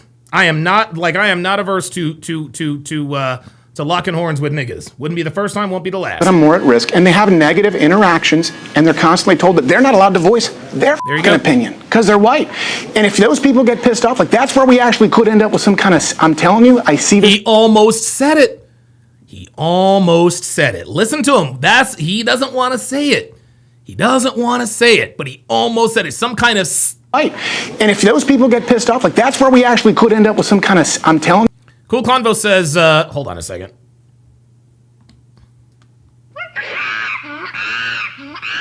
Now, I can actually speak a little bit of nigga. What am I projecting? Do you know what projection is, Cool Convo? Projection is accusing someone else of doing something that you're doing. I'm not projecting anything, okay? That's some bitch shit. You're projecting. You have no idea what the word projecting even means. I'm surprised you know how to spell it. What am I projecting? I see this brewing. I see people who were milquetoast white suburban who are becoming actually racist. Now, not all of them, but I've seen people actually become racist because they get Cool Combo ain't gonna pull up. He's a coward, like all of them. mugged, their store gets looted, and nothing gets done. They're going, and if I say something, it's turned into a racing. I'm telling you what, that's where it's coming from. At what point do we have a talk and go like, okay, let's reform justice, but we have... It's not gonna be no talks, Steven. It's not gonna be no talks. I'm telling you, you can't, listen, you can talk to black people. You can't talk to niggas. Niggas don't understand reason. They don't understand logic. You know what niggas understand? They understand this. That's exactly what the fuck niggas understand. That's what niggas understand. And by the way, let's go ahead and check the nigga dart. Yep. There he is. There's one. There's Jamal Obama. I think we got another one in here too. Let's continue. To be honest as to why it was reformed in the first place. This guy, it's not even the only one. It's every 3 days someone's being offed. Yeah, but at the same time, let's... Yeah, but there it is. Transfer that over to, I mean, there's a lot of unsafe things in this world. Like, getting mugged by a black person is not the paramount unsafe thing. Getting mugged by a black person is not the paramount unsafe thing. All right, Cool Convo, you're out of here. You're out of here. See, Cool Convo, I want to talk to you. I want to talk to you, but I'm not going to go back and forth with you in the chat. Because I know a lot of you dumb niggas, I know a lot of you monkeys like, this nigga's afraid to talk to me. I'm not afraid to talk to you. I am not afraid to talk to you. The link is right there in the description. So you can pull you can pull your bitch ass up here and you can talk to me about whatever you think you disagree with. But I'm not going back and forth with your monkey hyena ass in the chat. Sorry. I don't lock horns with niggas. Sorry. There's school shootings. There's road rage. Oh my God, school shootings and road rage. This guy, every single time niggas, oh my God, dude. This is so funny. There's school shootings, yes, and school shooters are dealt with very harshly. They either get put down for the cops, they're sentenced for life, or they end up offing themselves. They're not getting away with school shootings, number one. Number two, niggas shoot up a lot more than schools. Niggas shoot up malls. They shoot up barbershops. They shoot up convenience stores. They shoot up churches. Hell, they even shoot up their own fucking neighborhoods. They even shoot up their own neighborhoods, but this nigga wants to talk about school shootings. Nigga, you don't care about school shootings. They're killing white people. Ain't no school shootings in black neighborhoods, my guy, and I tried out. There's all of that shit. Yep. And the primary people that commit a lot of those are people who don't have this skin. No. So if switch it over, if black people say, well, we getting fed up and we tired of all these school shootings and all of these road rage and all that, who do we say something to? Who? Nigga, y'all have been bitching and moaning about this shit all the time. Who do we say these things to? You don't have to. The mainstream media does it for you already. A lot of niggas like to go, well, what about white fatigue? Bro, we've been talking about white fatigue for 30 years. That's how we got to the George Floyd era. That's how we got to the summer of George Floyd, the summer of love, so to speak. Well, what about what white people do? Bro, we've been talking about what white people do for the last 3 fucking decades. The fuck is you talking about? Here's our voice. And when does the white fatigue? Everybody. And when does the white fatigue? Oh my. And when does the white fatigue kick in? Bruh, the white fatigue kicked in 30 some odd years ago. 30 some odd years ago. That's all the mainstream media does is talk about how terrible white people are.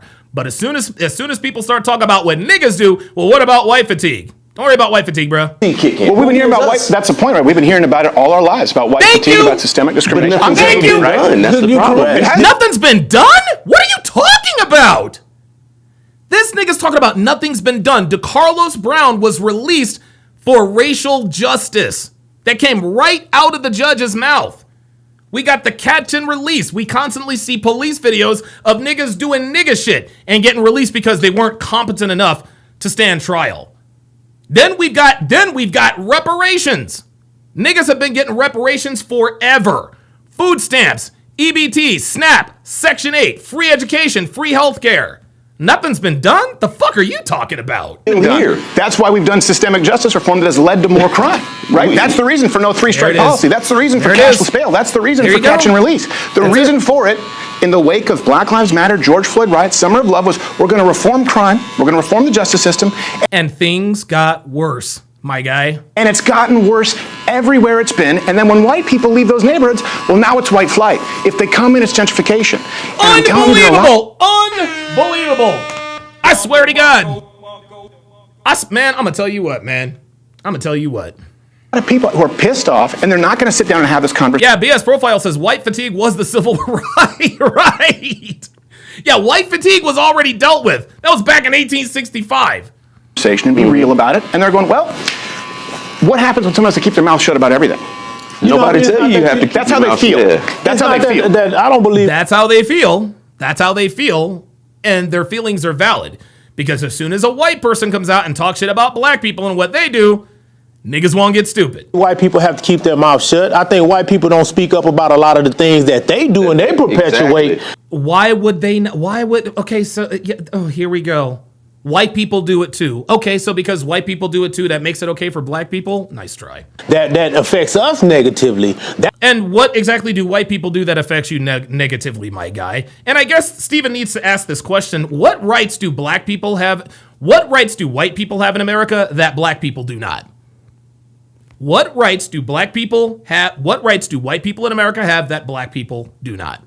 That's the question he needs to ask. White people don't talk about what they do and how that affects us. They don't have to. The mainstream media does it for them. The mainstream media does it for them. What about white fatigue? Bro, we've been in white fatigue for 30 years. This is why we have DEI, affirmative action. This is why we have reparations in the form of welfare. We have overcorrected. That's the stuff that nobody wants to. That the issues aren't made about those things. The issues are made about them all the time. MSNBC, CNN, CBS, ABC. Need I say more? I really respect the platform that you have because you do have open and honest conversations. And I have to say, I don't believe that those numbers about the black people murdering white people are correct. I don't believe. There it is. There it is. And here we go with the racial idolatry.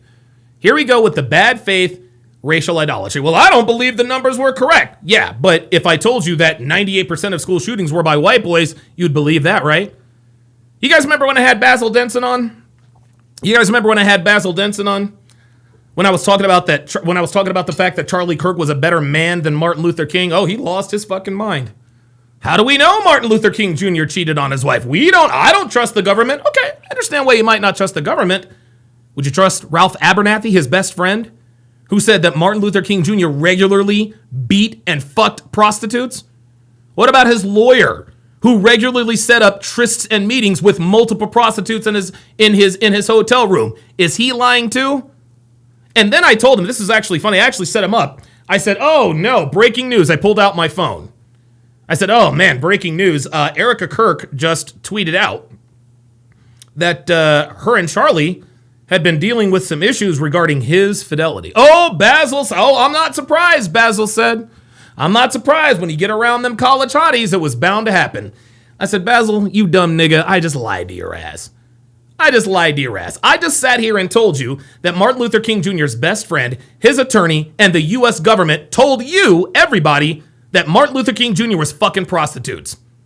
But you wanted to say, well, how do we know that's true? But an irrelevant YouTuber on his phone said breaking news, and all of a sudden you bought all into that. You bought all into that. Nah, man. Sorry. He ain't have shit to say. No, nothing to say. I exposed his racial idolatry. The only reason why he was defending Martin Luther King Jr. is because he's black. And guys, dude, I will admit, sometimes I am guilty of it myself. When Deontay Wilder fought Tyson Fury, I wanted Deontay Wilder to win because he's black. I wanted to see a black man. I want black man, white man in the ring. I'm pulling for Deontay. Now, Deontay got his ass kicked 2.5, 3 times, but I was pulling for Deontay. Canelo versus Terrence Crawford. Canelo was the odds-on favorite to win that match.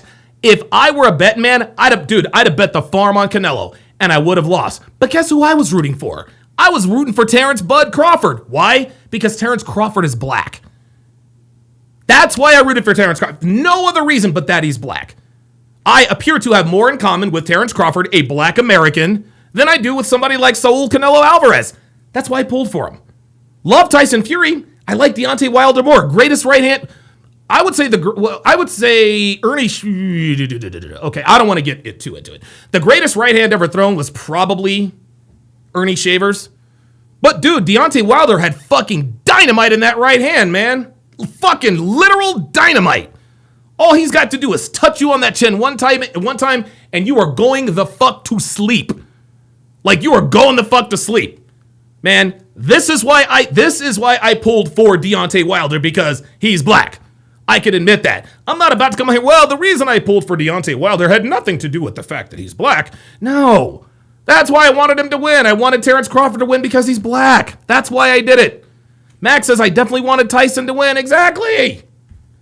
Just keep it real. Those numbers are correct. What if they are? What if I'm not lying to you? If you're not, then I've been misled. Well, there you go. There it is. If you're not lying, then I've been misled. Join the club, my guy. Welcome to the real world, as Morpheus said to Neo. The scales on your eyes have been removed. But he said, if you're telling me the truth, I've been misled. I think this is disingenuous because I don't think he's going to acknowledge that. I've been isolated from realistic numbers. But I know in this country, from the time that we got here and until now. Here we go. From the time that we got here. This nigga's probably, what, 55 years old? So you were probably born in the 60s. You didn't experience racism, my guy. You didn't, dude, you didn't, no. Plymouth Rock didn't land on you, my nigga. Nah, bro, I'm assuming you live in fucking Indiana, bro. You live in America, the United States of America. You didn't come over here with the slaves, bro. You didn't experience all of that. There's never been hordes of black people that just go out and maraud and menace white people. No. Did this dumb nigga just say that there has never been a horde of black people who go out and maraud and harass white people? I'm sorry, did you not see what happened in Cincinnati? Are you not seeing what's going on around the United States? Number one. Number two, he's right. There were white people that went around and marauded and killed black people. That shit don't happen no more. It didn't happen to you, and it didn't happen to anyone else you knew, and it's funny. Look at this nigga. Look at it. This nigga right here is like... Really, nigga? I think this... Oh, he's got a... I don't know. We need to clean... okay, so I like the fade. But we need to clean... We need to tighten that... We need to tighten that lineup a little bit more. That lineup... This lineup... No. We need the lineup to be a little crispier. I like the fade. The fade is clean, but this right here, that's a problem. That's a problem. But this dude is sitting here like, yo, I am not associated with this nigga. Like, what the fuck? Interactions happen and things do occur. I'm not saying that they don't, but not by and large in number. We can't be this small a percentage of the overall population and still have the numbers that people try to perpetuate onto us. See, but you are. You are. And this is why people are tired of niggas. And it's interesting. I think that what this guy actually said actually makes a little bit sense in a zany kind of way, right? Niggas commit such a disproportionate amount of the violent crimes in the U.S., he can't possibly wrap his mind around the fact or even fathom that, wait a minute, we cannot be 13% of this country and commit most of the violent crime. It just isn't statistically possible. Unfortunately, my guy, it absolutely is. It absolutely is. Black people do more harm to other black people than we do to other white people. Well, that's so. True. That's true. You know, because people were close. That's and true. we also have historical evidence of groups of white people attacking and chasing black people. That's not happening anymore, though. Again, historical evidence. Absolutely right. Listen, the Jim Crow South, it was bad. There's no question. Slavery was bad. Okay? You cannot own another person. That's, listen, involuntary servitude, that's the 13th Amendment. Got it. That is the 13th Amendment. That shit's not happening anymore. Historically, yes. But you don't live in history, my guy. You live in this ain't 1925, my nigga. This is 2025. And this is what white people are tired of. Black people using history to justify their crime today. You aren't accosted by hordes of white people. Not you. Didn't happen to you. People. So it's coming after. So when people say it's not happening now. So when I'm just saying, that's the point. Is we're at a precipice right now. That's a part of the historical condition. It's a part of the historical connection, but that's got nothing to do with you, my guys. This is why the so-called black community is never going to get anywhere. This is why, dude. This is why. Look. I've said this before, and I'll say it again. The black community is history's first example of a failed matriarchy. They really are. Like the black community in America is an abject fucking disaster. And it produces men like this who want to justify the barbaric behavior of savage people. I'm sorry, man. There is no place for people like this in society. We need to bring back the penal colony. Yes, there were hordes of white people who went around looting and killing black people. Absolutely, that was wrong. No question about it. That's not happening anymore. It's not happening to you. It hasn't happened to anyone you know. Well, sure, but someone today. Hold on. I wasn't finished making my point. Sorry, I wasn't finished making my point. When like I said, black fatigue, that's the newest mantra that's been put out into society to make people think that, okay, they tired of black people. They tired of what you said, that we can't say anything about black people. We can't do. Well, when you hold all the power, when you hold all the economic rights, when you hold all the things that make this country move, when you're in charge of those things, you know what I'm saying? I'm sorry, has this guy ever heard of President Obama? Does this guy not realize that we elected a black president not once, but twice? Twice we elected a black president. And I remember when Obama was elected, I thought to myself, wow, black people can no longer be the victim. If a black man can become president of the United States, given our history, anything is possible. Nope. Still making excuses. Y'all have all the power. What power do white people have these days? What dude, honestly, what is he talking about? Well, you know what? I put it like this. White people got the firecrackers, we got the stem. That's it. Y'all got the power. The power is placed outside of the black community. No. You have you have the power. That's why you're able to sit here in this barbershop and talk shit about white people. Wait a minute. Is the chat? I think my chat is frozen.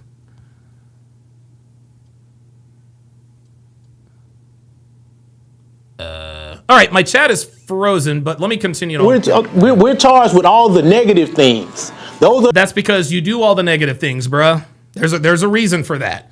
Stereotypes are earned, not given. The things that are really generally coincide with how people relate to us. The bad stuff that's go wrong with this world is the black people's fault. We the smallest part of this country. Remember that. Yeah, the smallest part of this country, but the biggest offenders. The biggest offenders. 85% of the prison population, niggas. 75% of niggas in prison come from single mother households. Yes, niggas are the problem. You know what I'm saying? Yeah, there it is. Max says you can go into any liberal city and see a black woman in charge. Yes, white people don't have all the power, because if white people had all the power, DeCarlos Brown Jr.'s black ass would have been in prison and not running the streets, able to stab the neck of some white girl. Immigrants that come here. Yep, Superman says societally my chat's back. Says societally black people have the power, it seems. Janelle's with the $5 super chat says many people were killed and enslaved by the British Crown 400 years ago. Should I be asking for reparations? It's so silly. Right. We have been tasked with the negative No, no, bruh. You have earned it. If 13% of the population is committing most of the crime, no one's giving that to you. You are earning that distinction. Criminal, the immoral, that's us. And that's what we consider, that's white fatigue. But you know what we do? We just say, that's just how it's always been. No, that's no, y'all don't do that. No, y'all don't do that. You guys assault, you rape, and you murder white people and say, well, they had it coming. We've been oppressed and we need our get back. We need our get back. So we don't make up words for it or terms for it. So now you have a frustrated group of white constituents that feel like, oh, we can't say anything. We have to do this. We have to do that. They can't. Yeah, so you don't be deemed as that. Well, if you wasn't that in the beginning to start with, there would be no need for the reform or the right. And if niggas didn't act like fucking monkeys, we would not have black fatigue. You see how it works? You see, that cuts both ways, my nigga. The feelings that you have, you can't say anything about because you done treated us like shit for so long, and people finally stood up and said, right, but you weren't treated like shit for so long. What you're bitching and moaning about did not happen to you. That's the point. Hey, you got to stop treating us like shit. Now that you want to feel like, things aren't going in the manner that you want them, now we want the right. Things aren't going in the manner that you want. White people are getting stabbed, shot, killed, raped, murdered. And he wants to characterize that, well, things not going the way you want. You think? You think? Honestly, niggas have gotten away with so much in this country for so goddamn long that it has taken the egregious murders of Irina Zarutska, Austin Metcalf, for white people to finally say, okay, enough is enough. Enough is enough. To keep saying those things. What if your premise is completely flawed?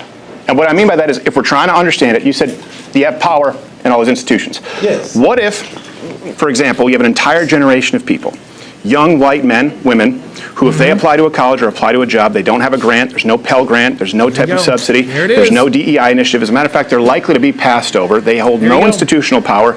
And when you say black people haven't done anything, when you think of this white person, a young white person, because I'm seeing some people become radicalized, and it can be. Yeah, see, here's the thing, Stephen. You're asking them to think critically and logically. And unfortunately, uncivilized people are incapable of that. You're pissing in the wind, my guy. Become a problem. Yeah. And then they see billions of dollars and riots and damages all summer long, and then they go, why is this happening? Black Lives Matter, right? So they're going to make that connection. Now they have no institutional power, but if they go into a neighborhood that's largely black, they're going to get the which I wouldn't advise. Get kicked out of them. And they're being blamed for something that supposedly their racist forefather did that they have nothing to do with. You think we're ever going to have unity? This is the problem. Unity, if let's say your dad's a or your grandfather's a and you walk up and you slap his teenager, you now have made that person hate you for life. And that's what I'm seeing with not even my generation. Younger people are going, I had nothing to do with this shit. Dude, this is funny. There are white people who are not racist, who are now becoming racist because of black fatigue. Like this whole pushback on black fatigue and justifying black violence, justifying black crime, saying, well, I don't believe those numbers. This is what's making white people racist. Oh, Sean Morris, member for 47 months, says entire Texas counties are run by black people today. Exactly. And listen, don't think for 1 second that the lawyer of Carmelo Anthony is trying to get a change of venue. They came up during the riots.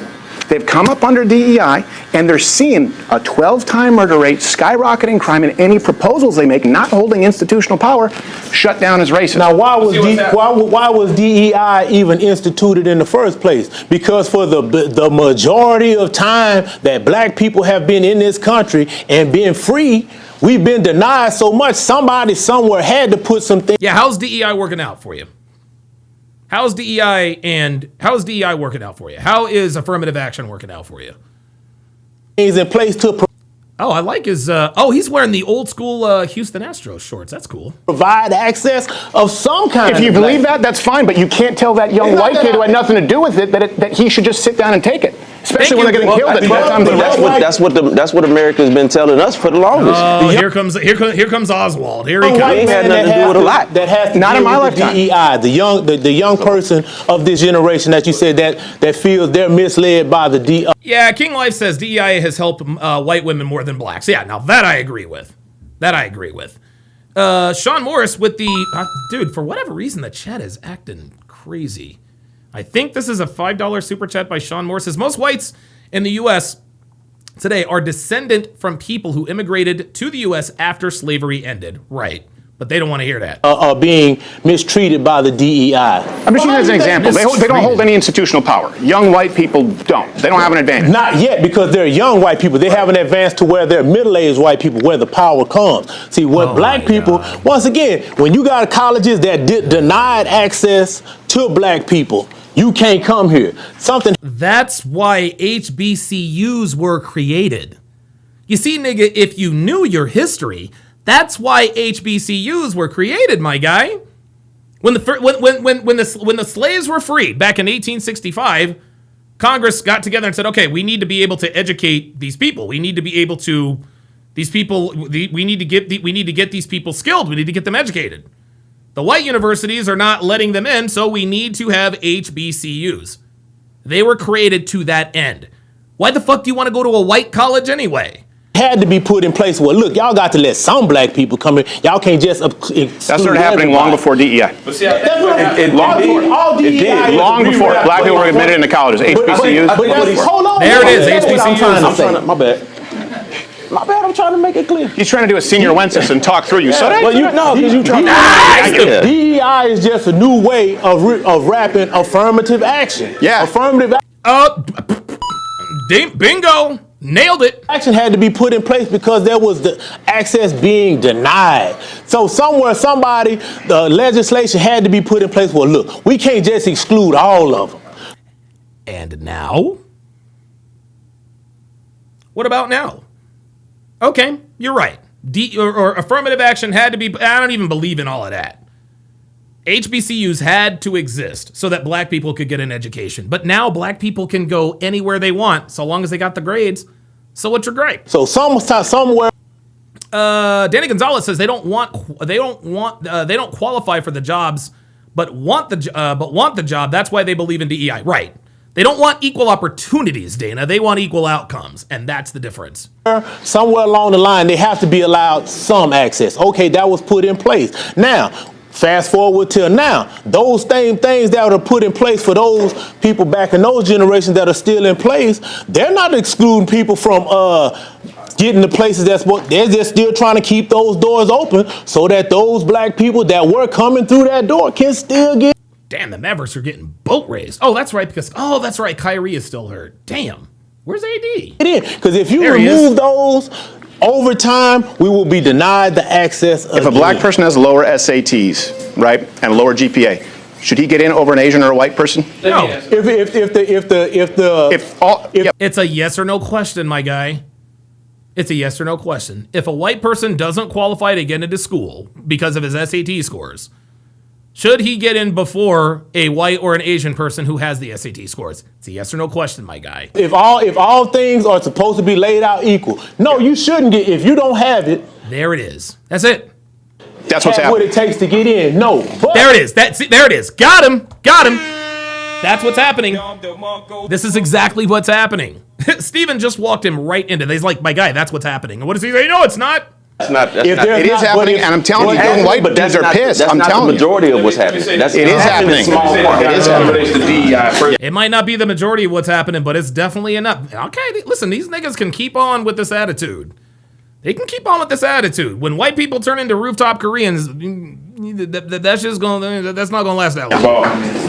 DEI has been more beneficial. I'm a former commercial contractor, all right? Your typical Kyle says, what the fuck? I just hit middle age. Where the fuck is my power? Yeah, good question. DEI and affirmative action have benefited white people vastly more so than black people. All you gotta do is look at the business ownership or what have you, and you notice that as long as that white female happens to be 51%, then she qualifies as a minority and a double. Absolutely. He's right about that. I will concede that. Minority because she's white. She's among the minority. Yeah, King Life says they did a double A for my high school They did a double A for my high school's valedictorian. They gave it to a sister and gave salutatorian to an Indian kid, even when the Indian kid's GPA was higher than the sister's. Wow. In business ownership, and she happens to be a female, right? So you look at that based on population dynamics, and that automatically tells you this whole. Rumble Son said on the Rumble side said maybe by 2035 the slavery excuse will go away. No, it's never going away. It's never going away. These niggas gonna hang on to this forever. The thing about this whole thing about DEI was, number one, not as much targeted towards blacks as much as it was targeted towards minorities, which. So nigga, you still want a handout? Got it. Includes that LGBT. I agree. All right. So when we talk about that, we need to really deal with the real problem. And as it relates to the riots, let me tell you something right now. Listen, in the black community, I'll be the first to acknowledge, we do have intractable problems that are not going to be solved in one conversation. But what I'm going to say about that, as well as the reason why the black community becomes so infuriated, all right, is when you see gross negligence of justice or misjustice happening and nobody does anything. And nobody does anything? What are you talking about? Derek Chauvin is in prison. Derek Chauvin is in prison for a crime he did not commit. A black female judge released DeCarlos Brown for racial justice. Carmelo Anthony's bail was reduced from $1 million to $250,000 for racial justice. What does he mean nothing's being done? Guys, when this guy kneeled on this man's neck, we're going back to George Floyd. Look, if he had done something when he was subdued and on the ground, what was the real reason for kneeling on his neck except to inflict fatal harm? He didn't inflict fatal harm. He didn't inflict fatal harm. George Floyd died of a fentanyl overdose. That's right, a fentanyl overdose. Yeah, Robert Anderson says, I've been hearing this conversation all my life and it's exhausted. This is crazy. King Life says, it's like talking to the wall with these people. Yep. I can tell you exactly what it was, and I can tell you why you're not recognizing the problem. Because the opinion polls, and I'm not saying right or wrong, the opinion polls have changed on George Floyd since I last spoke with you. You know why? Why? All the body cam footage came out. You know? Oops. Uh-oh. No, the fuck you didn't. Uh-oh, Steven's about to drop the bomb. What you got? Well, you know why? Because he was there for 12, 15 minutes, asked to be put in the car, they put him in the car, asked for air conditioning, gave him air conditioning, asked to be taken out of the car, they took him out of the car. He wouldn't stop moving. People have watched it now and go, you know what? It's not what I thought it was. You know how many times... Wait a minute, I need to hear that again. He did what? Why? Maybe we need to break down the entire George Floyd incident on the Hard R podcast. The body cam footage came out. You know what? You know why? Because he was there for 12, 15 minutes, asked to be put in the car, they put him in the car, asked for air conditioning, gave him air conditioning, asked to be taken out of the car, they took him out of the car. He wouldn't stop moving. People have watched... There it is. See, but niggas don't know that. See, I didn't even... Walter, God damn it. Walter, get. Here. There's water. Drink that. There. See, I didn't even know that. He said, give me air conditioning, roll down the window, take me out of the car. It's almost like he was looking for a reason to get assaulted, and, well, they found a reason. But now these niggas are now dead-ass silent because now they're probably hearing this for the first time, too. Your typical Kyle says, I'd say DEI helped women in general. Yes, I agree it helped white women more, but overall, women benefited over men. I agree. Now go, you know what? It's not what I thought it was. You know how many times he was arrested before that? 9. He shouldn't have been... You know what would have saved him? 3-strike policy. He robbed a woman at gunpoint with a child in the house. And so white people look at it... Whoa. Well, I'm sorry. Where's the response now? I'd like to see what their response is to this. White people, right? Who you have to understand, during COVID, this is a whole generation of people. White people did not have any fucking opportunities during COVID. They didn't get to go to the graduation, college, black, white, all of them, right? It's a generation that's pissed. Yeah, Max says the police released his friends without incident. They were black too, right? But the reason why they arrested George, is because he was the one acting like a nigga. Rightfully so, they got screwed. I think we can agree on that. They're going, I watched my city burn down for a guy who was arrested 9 times and committed violent crimes against women. Woo! What? Oh, man. Oh, my God. Oh, good God. Yo, Stephen Crow. Wow. Now, that's a travesty of justice. He shouldn't be out in public. Let me say this to you. How many felonies does President Trump have on his record? Yeah, he was... Yeah, none. And what does President Trump have to do with George Floyd, nigga? Still allowed. See, here we go. What about the white people dough argument? All right, so see, here's the thing. Here's the thing. This is funny. So what I'm picking up on a pattern. Every time Crowder kills them with the facts, that shows them unequivocally niggas being niggas. Well, what about white people? What about school shooters? Right? What about white people crime? What about white fatigue? Anytime Crowder makes a point and defeats their argument, they instantly go to, well, what about the white people though? King Life says Trump never held anyone at gunpoint. Yeah, and he never did fentanyl that we know of. None. No criminal felonies. None. Look at him. Can't even say, look at him. This nigga don't even know. Look. See, guys, this just proves that niggas just don't know. This nigga actually thinks that Trump was convicted on all these felonies. He was not. Because if he were, he would not be the president right now. Just listen. His record, yeah, he was still allowed to occupy the most. No criminal felonies. There it is. Look at him. Look at him. Look at the look on this nigga's face. He was still allowed. Look at it. Look at the look on this nigga's face. He ain't never heard this. Occupy the most. No criminal felonies. Look. He's like,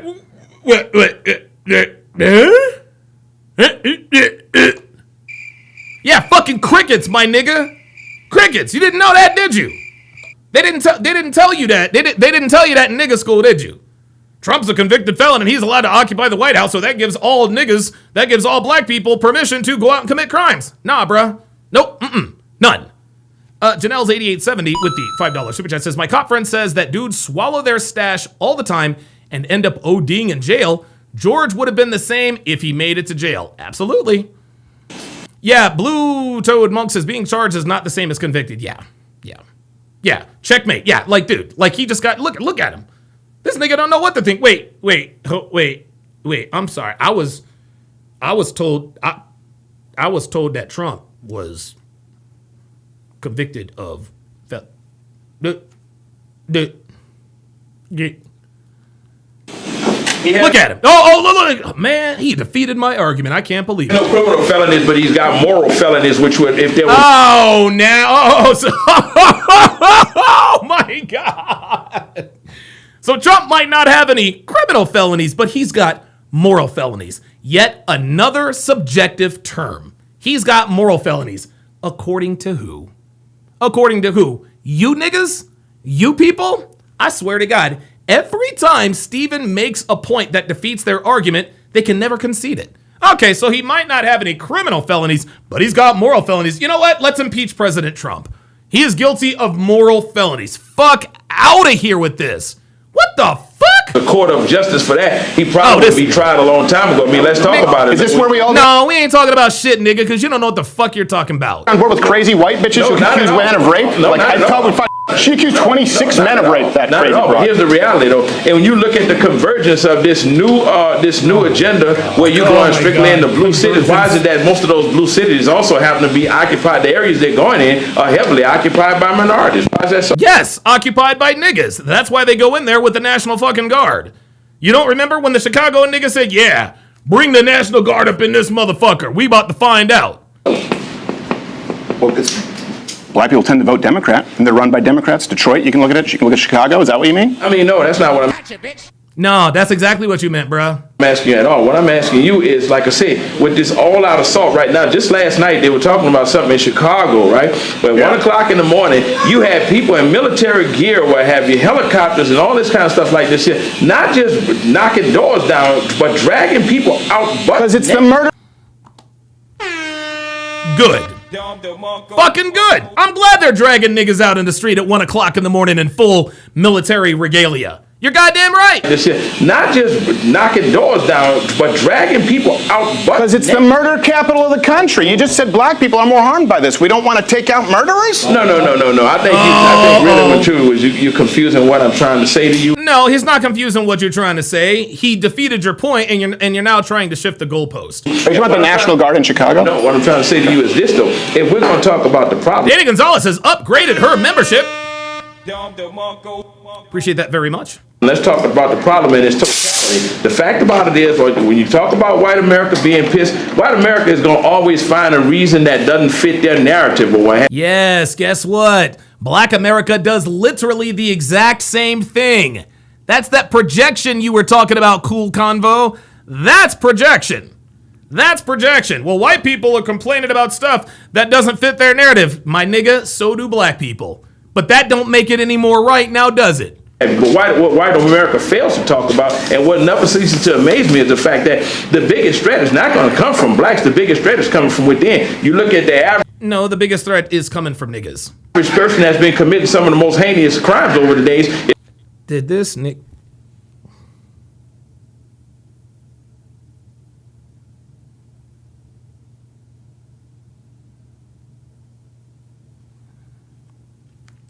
Did Oswald Bates just say heinous crimes?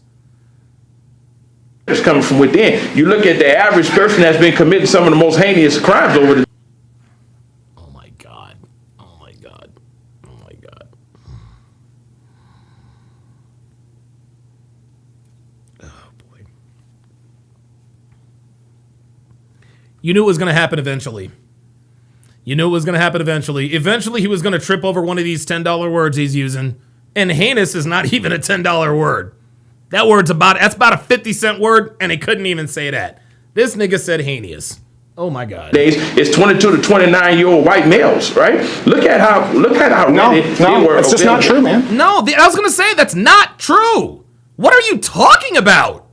This nigga is literally making shit up. What this man just said is not true. Violent is a narrative or what have you. America being pissed. White America is going to always find a reason that doesn't fit their narrative or what. Projection. But what white America fails to talk about, and what never ceases to amaze me, is the fact that the biggest threat is not going to come from blacks. The biggest threat is coming from within. You look at the average person that's been committing some of the most heinous crimes over the days. It's 22 to 29-year-old white males, right? No, that is not true. The people in this country who commit the most violent crimes, murder, rape, gun violence, niggas. It's not 23 to 29-year-old white men. The fuck are you talking about? Nigga, you just talking to talk, my guy. Look at how no, it's just not true, man. Violent crime, you just said, like you said, a small percentage of the country, about 12 to 13%, 50% of the violent crime, but the murder, a 12 times likelihood. That's a skew. If you just... see, there it is. That's a skew. Yeah, there it is. Every time Crowder comes at him with facts, well, that's just skewed. I don't believe that. Okay, cool. Just because you don't believe it doesn't mean it's not true. Listen to them. No, I said that particular stat is skewed. It's not skewed. Why is it skewed? These are from the FBI, DOJ. And you know what? Look at him. This nigga, look. He don't even have a fucking argument. This nigga's looking down at his phone. Look at him. That particular stat is skewed. It's not skewed. Where is he on? Niggafacts.com? Niggafacts.com? Look, if you go to niggafacts.com, yeah, all this shit is skewed. According to niggafacts.com, black people don't commit any crimes. And the crimes they do commit are justified because of the white man keeping them down. Absolutely. For those of you who are new here and you like the content, make sure that you subscribe and share this content. I will be replaying here very, very shortly because we're coming up on the end here. I will be replaying very, very shortly my experience with applying for a black card. These are from the FBI, DOJ. And you know what else we look at? We look at Roland Fryer from Harvard, who conducted it, black professor, really respectable guy, honorable man, conducted a study, and he came out and he said, yeah, all of my research says that black men are 0% more likely to be shot by police officers than whites. Black people got so mad at him, he reconducted the study, a black man from Harvard, and he came to the same conclusion, and now he's not black enough. There it is. There it is, man. There it is. Now he's not black enough because he didn't come up with a statistic that excused nigga crime. You ain't black enough. Here we go. Wait. So let me see if I understand you clearly. Yeah. You're saying, according to this guy's statistics, right, that black people are 0% less likely to be shot by a white police officer. A liberal professor at Harvard, yes, and he conducted it twice. Because black people said what you're saying. He goes, look, I was as surprised as you. I was trying to find how much worse it is. My data showed me it's not. He reconducted the study an entire time. Now, he did come to the conclusion that an officer is 18 times more likely to be shot than a black man by an officer. This is a black liberal who studies statistics. At what point do you... What now? What y'all gonna say now? What y'all gonna say now? What, y'all don't believe him either? Niggas never want to acknowledge the truth. Any statistic that points out the niggadom, nah, I don't believe it. Bet. Listen to him. Once again, I don't believe him. That's skewed. I don't believe him. See, this is the problem. This is the problem with these people. This is the problem with these people. They simply will not acknowledge the truth that has been staring everyone in the face for decades. Niggas is out of control, bruh. Well, I don't believe him neither. But you believe that bullshit-ass statistic about most violent crime being committed by 23 to 29-year-old white men. Where's your research on that? Institution, and if he comes out and says something of the sort, there's no telling the backlash that he may not get. Listen, there are token blacks in every society. I mean, token blacks in every society. There it is. Token blacks in every society. Translation. Black people who don't put up with nigga shit. Black people who actually speak honestly. You see what they do? You see what they do? There are token black people in every society. Yeah, every society needs a token black person to call you niggas out on nigga shit. Unbelievable. You gotta do is look back throughout history, right? Look back throughout history, and you weren't a part of that history, bruh. Uncle Tom? This guy, like, come on. No, but here's my thing, Steve, right? I'm not alleging that the guy wasn't Uncle Tom, but let's be frankly honest. How many shootings have happened in most recent history that have involved black men that have been unarmed, and you sit here and use that analogy that... He did not use an analogy. He used a study.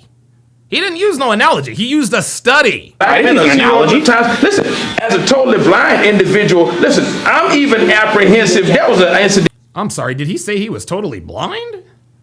Listen, as a totally blind individual, listen, I'm... Okay, that's new. Even apprehensive. That was an incident where the police stopped us, and it was my cousin and I. My cousin is a retired military vet, or what have you, right? Oh, here we go. Another bullshit ass story that these guys gonna make up to try and prove a point. And immediately when we got out of the car, out of fear of possibly being shot, the first thing I did was raise my cane and say, "Officer," I said, "Listen, I am totally blind." There you go. There you go. You let the officer know I'm totally blind. Hands up, don't shoot. And you're sitting here with us today. You see what happens?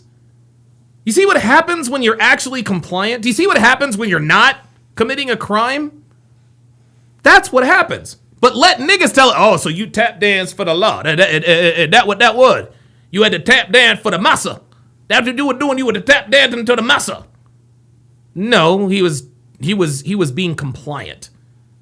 Niggas think that being compliant and a law-abiding, upstanding citizen and respecting law enforcement is tap dancing. That's the problem. That's the problem. Before we get out of hand with this, right? Now, I shouldn't have to react like that. But you do. You do. I shouldn't have to react like that either. But this is the hand that we've been dealt. And it's because of people like you that we have to react like you. It's because niggas like you who justify nigga crime, who justify these monkeys going out here committing these crimes, is why you're afraid for your life. You're not afraid that the cop is going to shoot you because he's white. Nah, bruh.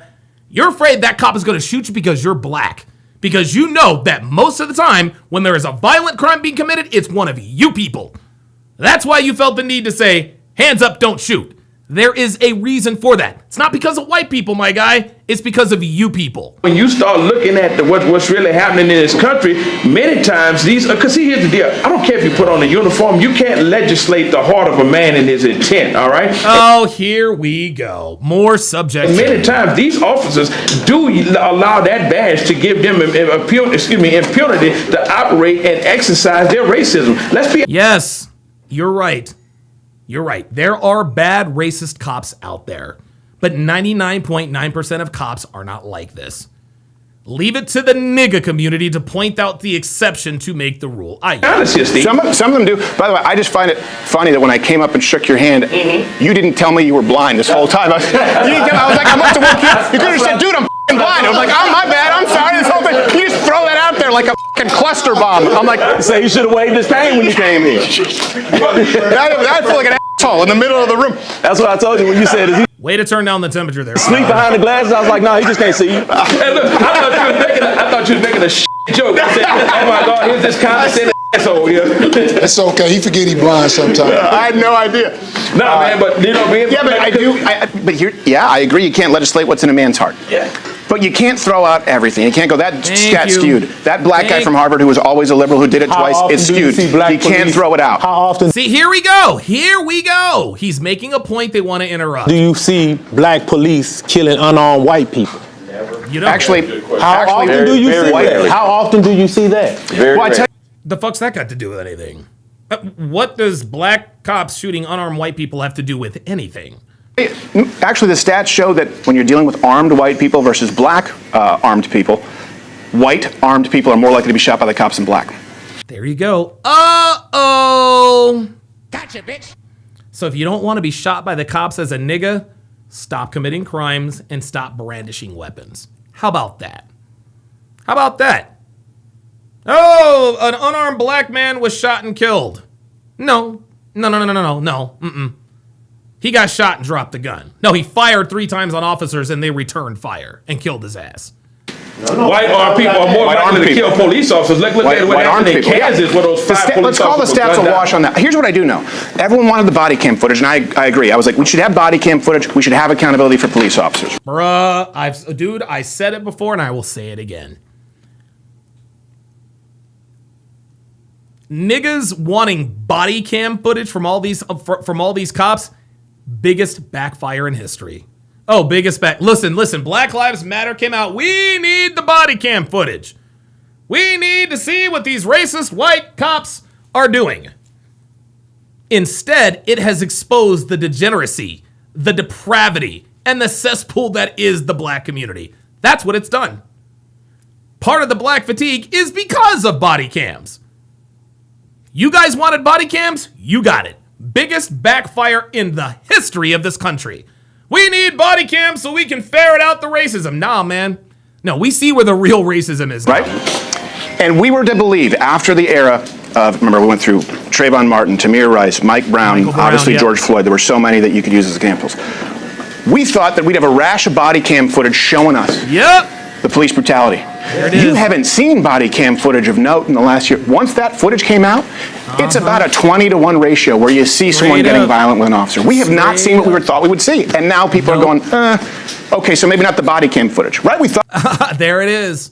Jay Blay says the cams gave us the hard R, though. Yes, it did. And we are thankful for the body cams. We'd see all the abuse. Wait a minute, before you jump off of that point, what about the body cam footage where we see white people and white police and the white citizen is being belligerent with the police, but the police showing extreme restraint in dealing with that person. Whereas black people, we reach for your wallet, bow, you get shot.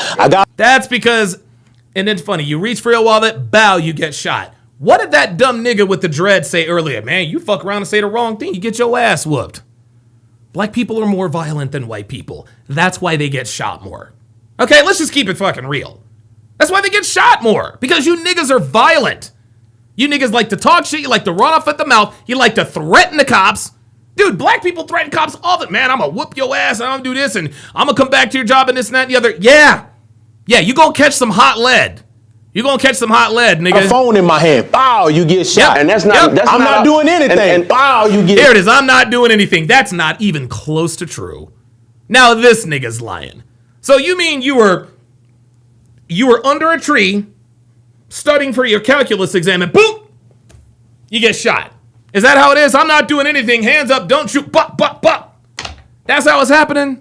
Nigga, please. The stats don't reflect it. But white people are being killed in record numbers right now, and they're pissed. And if you keep just not listening to them, look, like you said, white people are the majority of this country. You have young white people who are getting more and more mad. I'm just telling you the truth. I'm telling you, listen, these people don't have to listen to Steven if they don't want to. They don't have to listen to Steven if they don't want to. These niggas gonna find out sooner or later. Because as I've said many, many times before, white people are not going to continue to allow this to happen to them. At some point in the not too distant future, there is going to be an incident. There's going to be an incident. And they have the guns. They're mad because this thing. Here's why. Why are they mad? Are you serious, nigga? For real? You don't know why they're mad?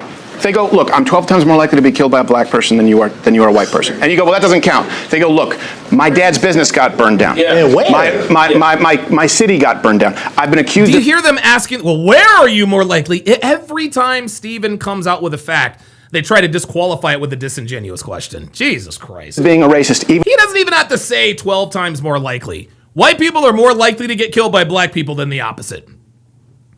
King Life with the $5 super chat says, did you watch the cop pistol whip video? No, I did not. Damn, what happened there? No, I'm not. And I'm looking at this right now, and I'm not allowed to have an opinion, and I can't go into certain neighborhoods because I get my ass kicked, and then you just say, yeah, but you've had systemic power. That is a surefire way to breed racism. Let's be frank about that, Steve. Now, first of all, here's why I did. Let's be frank about that. Yeah, let's be frank about that. What Steven just said was absolutely the truth. Niggas are blaming white people for shit they didn't do. That's the bottom line here. I disagree with you emphatically, right? Number one. Of course you disagree with him emphatically because you're a nigga. That's why. When we create this penal colony, these two niggas need to be sent over there.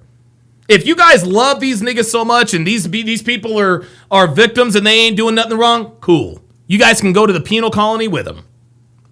Well, it is historically proven when historically is not now, my guy. All riots, and this is the crazy part. Most times, we as blacks, we tend to riot in our own neighborhood for the same reason why we're not 12 times likely to kill a white person, because of that fact that the penalty is going to be much harsh. Okay? Yes, there. What this nigga just said is, well, the reason why we don't riot and loot in white people neighborhoods is because the penalty is going to be harsher. What difference does it make if you're committing a crime one way or the other? You see what this nigga just said? Well, the reason why we destroy our own communities is because, well, nothing is going to happen to us. But if we go to the white neighborhood, the penalty is going to be much harsher. I would love to see, and you know what? It's interesting. I would love to see what would happen if black people attempted to loot in white neighborhoods. I would love to see what happens. I would love to see what happens. My guess is that not a lot of black people would be getting arrested. Not a lot of black people would be getting arrested. You guys can do the math there. If black people really were the kind of threat and menace to white people as we're going to sit here and say that they are, never mind. They are. And the stats, there's no way in the world that. Never mind the stats. There we go. Never mind the stats. He just wants to he wants to just throw out everything that proves Stevens. Well, just throw it out. Never mind the stats, brother. The stats are there for a reason, my guy. Most of us. We're not having this conversation for no reason. Will still be here, because guess what? You guys will find a way to deal with the problem if it is from a multiplicity of angles, all right? So, like I say, when I... Oh my God, multiplicity.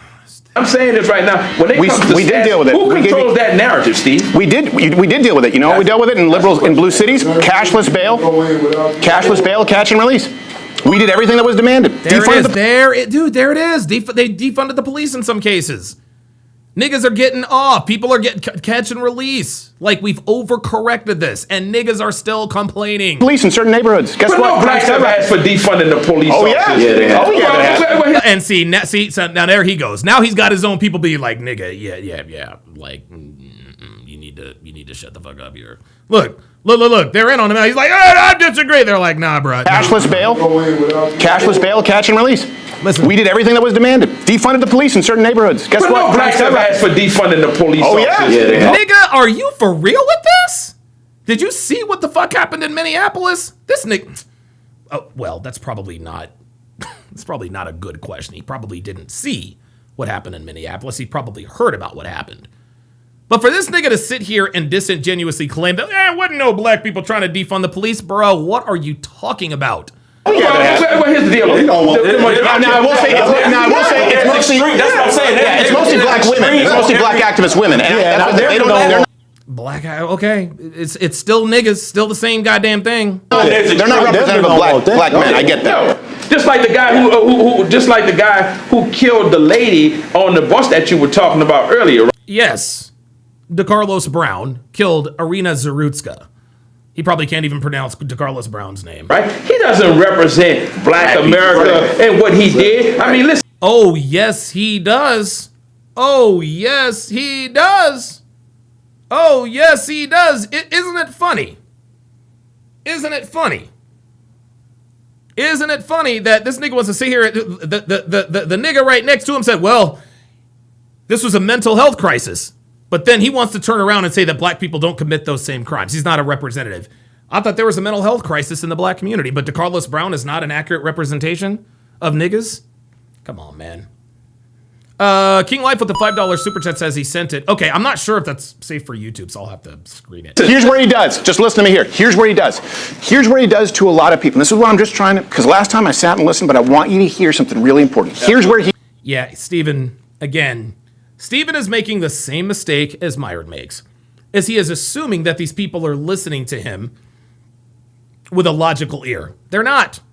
They're not listening. They're simply listening to respond. This nigga just sat here and disagreed. These niggas have disagreed with hard black and white facts. He does. Young white, that person's parents, that person's relatives, look at it and go, wait a second. This guy was out 14 times, and the reason he was out 14 times was because a black female judge, in the name of restorative justice, who has received funding from her own words, NGOs, said, we're going to have cashless bail and catch and release, and the IO... Oh my God, Dallas is getting absolutely dump trucked. What the fuck? God damn, they're down by 30 points. Jesus. Oh, and they can't hit free throws. God damn. Policy in the name of racial justice. So people are going, my daughter's dead because it would have been racist to keep this guy in jail. You need to understand that, right? You hear this? See, there it is. That makes perfect sense, but they still want to argue. Gentlemen, this is racial idolatry at its core. This is racial idolatry at its core. Yeah, but... Understand it though, right? Because you just made those same judgments about people who existed 150 years ago. Yeah. Thank you. This is someone's sister. Her flawed judgment does not represent the opinion of black people, number one. Yes, it does, because you're sitting here justifying his release. What are you talking about? Every time Steven Crowder makes a point, DeCarlos Brown was a nigga who deserved to be in jail. Well, he's not representative of black people. Well, okay, maybe not, ish. The judge said we're going to release him in the name of racial justice. Okay, well, she's not representative. My nigga, then who is? Who is? Every time Crowder makes a point, well, that's not representative of black people. Yes, the fuck it is. This is why, dude, this is why we're having this conversation. If this wasn't a problem, we wouldn't be having this conversation. There you go. It represents a systemic correction. Well, let's talk about systemic correction. And you know what the problem really is? When you defund opportunities to provide adequate psychiatric institutionalization for those kind of people, that wouldn't have happened. Because let me tell you something. More justification. More justification. More justification. Unbelievable. Even as a black person, as a judge, if you come before me 11 times with all of the information that you provided me with, you know what? Before I release you, you know what? I'm going to have you committed to an institution because number one. Yeah, that's real cute, nigga, that you would say. See, what this dude is. So what this nigga's trying to say is that, well, if I were the judge, I would have had him committed. That's fucking cap. Stop the cap. That's fucking cap, because you're sitting here justifying the crime. Not only are you justifying the crime, you're justifying why the policies are in place. But you want us to believe that, oh, no, DeCarlos, Mr. Brown, we're going to have to put you, you need to be committed. No. That's not what you would have done. Your blind black ass would have let his ass go like everybody else. Ken Rose with the $5 super chat. King Life says it is safe for YouTube. Okay, let me pull it up here. Okay. The greater good is for me to preserve public integrity, and that's on both sides of the spectrum. I don't give a damn if you're black or white. Why do you think they're not committing him to an institution? Because there's no funding available. Because there's no funding available. So now we're blaming it on the funding. Shut down in the name of restorative racial justice. And that's why he wasn't institutionalized. And his family he should have been in prison too. His family pushed against it in certain like there's some of them cases where they were in court. His family was saying, "Don't put him in there." I know, and who gives a shit? But I'm just saying that's part of it. But when you only include the part that says the judge, you're not giving the whole story, and that's what media ends up doing. That creates these tensions in people. No, what creates the tensions in people are niggas like you justifying niggas that commit crimes. That's what creates the tension, man. They straw man's conversations and only. Oh, now it's a straw man conversation. Oh, now we want to. Okay, now we want to sound. Now we want to act like we're in debate school. Oh my god. No, it's not a straw. The tension is there.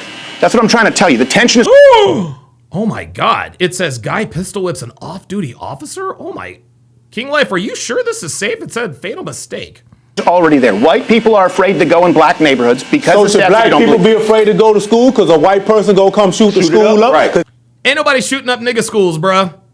Ain't nobody shooting up nigga schools. Sorry, ain't nobody shooting up nigga schools. You wanna know why? Because black people kill themselves anyway. Every time we see that, not even close. That's what keeps happening. Every time. What about white people though? Not even close. Church. But now you're going to ignore. Now you're going to ignore that. I'm scared to go to church. You scared to go to church, but you sitting in the barbershop with almost 12 black men. Come on, Steve. Now let's be realistic. Who do you think's more at risk sitting down right Exactly. He knows. Oops. Uh-oh. Who do you think is more at risk sitting here right now? It ain't you niggas. It ain't you niggas. We got one white man having a conversation with a bunch of black people. Who is safer, him or you? Him or you? Keep it real. Let's not ignore that. And by the way, this is funny. These niggas always talk about, why are we ignoring? No. I swear to God. Nobody ignores the crimes of white people. Not even white people. The crimes of white people have been blasted all over mainstream media for 3 decades. 3 decades!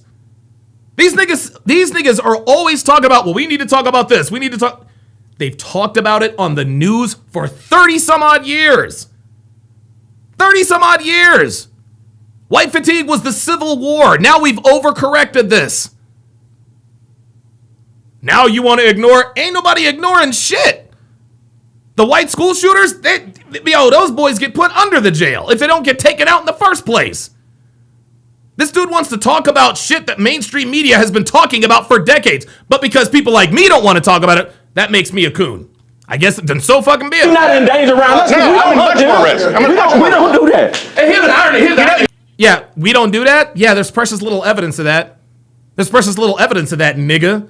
Aren't you? Wait, hold on. Didn't you just? Wait, hold on. Just real quick. Shot with almost 12 black men. Come on, Steve. Now Look. Now watch this nigga right here. Be realistic. Who do you think's more at risk sitting down right here? Exactly. He know he's not in danger around us. I'm much more risk. We don't do that. We don't do that. What's my timestamp? 38:29. Let's go back to the beginning. 38:29, right? All right. Okay. Listen to what this nigga just said. No, thanks. Well, they said you guys. What do you guys think like when you see someone with a MAGA hat? Because I know we were kind of talking about that last time. Here we go. We don't do that. Out of the same nigga's mouth. Listen. It depends on how they present themselves. To me. Yeah. For me. Well, okay. So like, what would present themselves in a way that would be like decent versus piece of shit? Yeah. Some people carry that air of superiority. Yeah. Yeah, it's called confidence, nigga. Look it up. And if you present that to me, I'm very conscious of that. If you present that to me, I'm going to respond appropriately. But we don't do that here, Steve. So define respond appropriately to somebody who is exuding an air of superiority. He knows nothing's going to happen to him because we don't do that, Steve. Yes, you do. Yeah. Listen. That's just me, personally. What would be like an air of superiority? Like, just like certain things you say in conversation and, and like you said, just in the physical nature of these chairs, well, in conversation, you can physically go up and down and put yourself. That makes absolutely no sense. Up above or beneath. So when people do that kind of stuff. Yeah. It's funny that you mentioned that because I actually, when I do the change my minds and sit with people, I actually kind of slump my shoulders and deliberately kind of make myself smaller just to not, it's like, what is it, the crab that has the red under its claws is showing danger. So I don't wear red because apparently that signifies poison. But yeah, no, there's all these body languages experts now. You watching TV and I'm like, this seems like horror. Camera, he killed his girlfriend with a... He's thinking about what he wants to say. Yeah. Often you see in news, people just kind of siphon themselves off right into an echo chamber.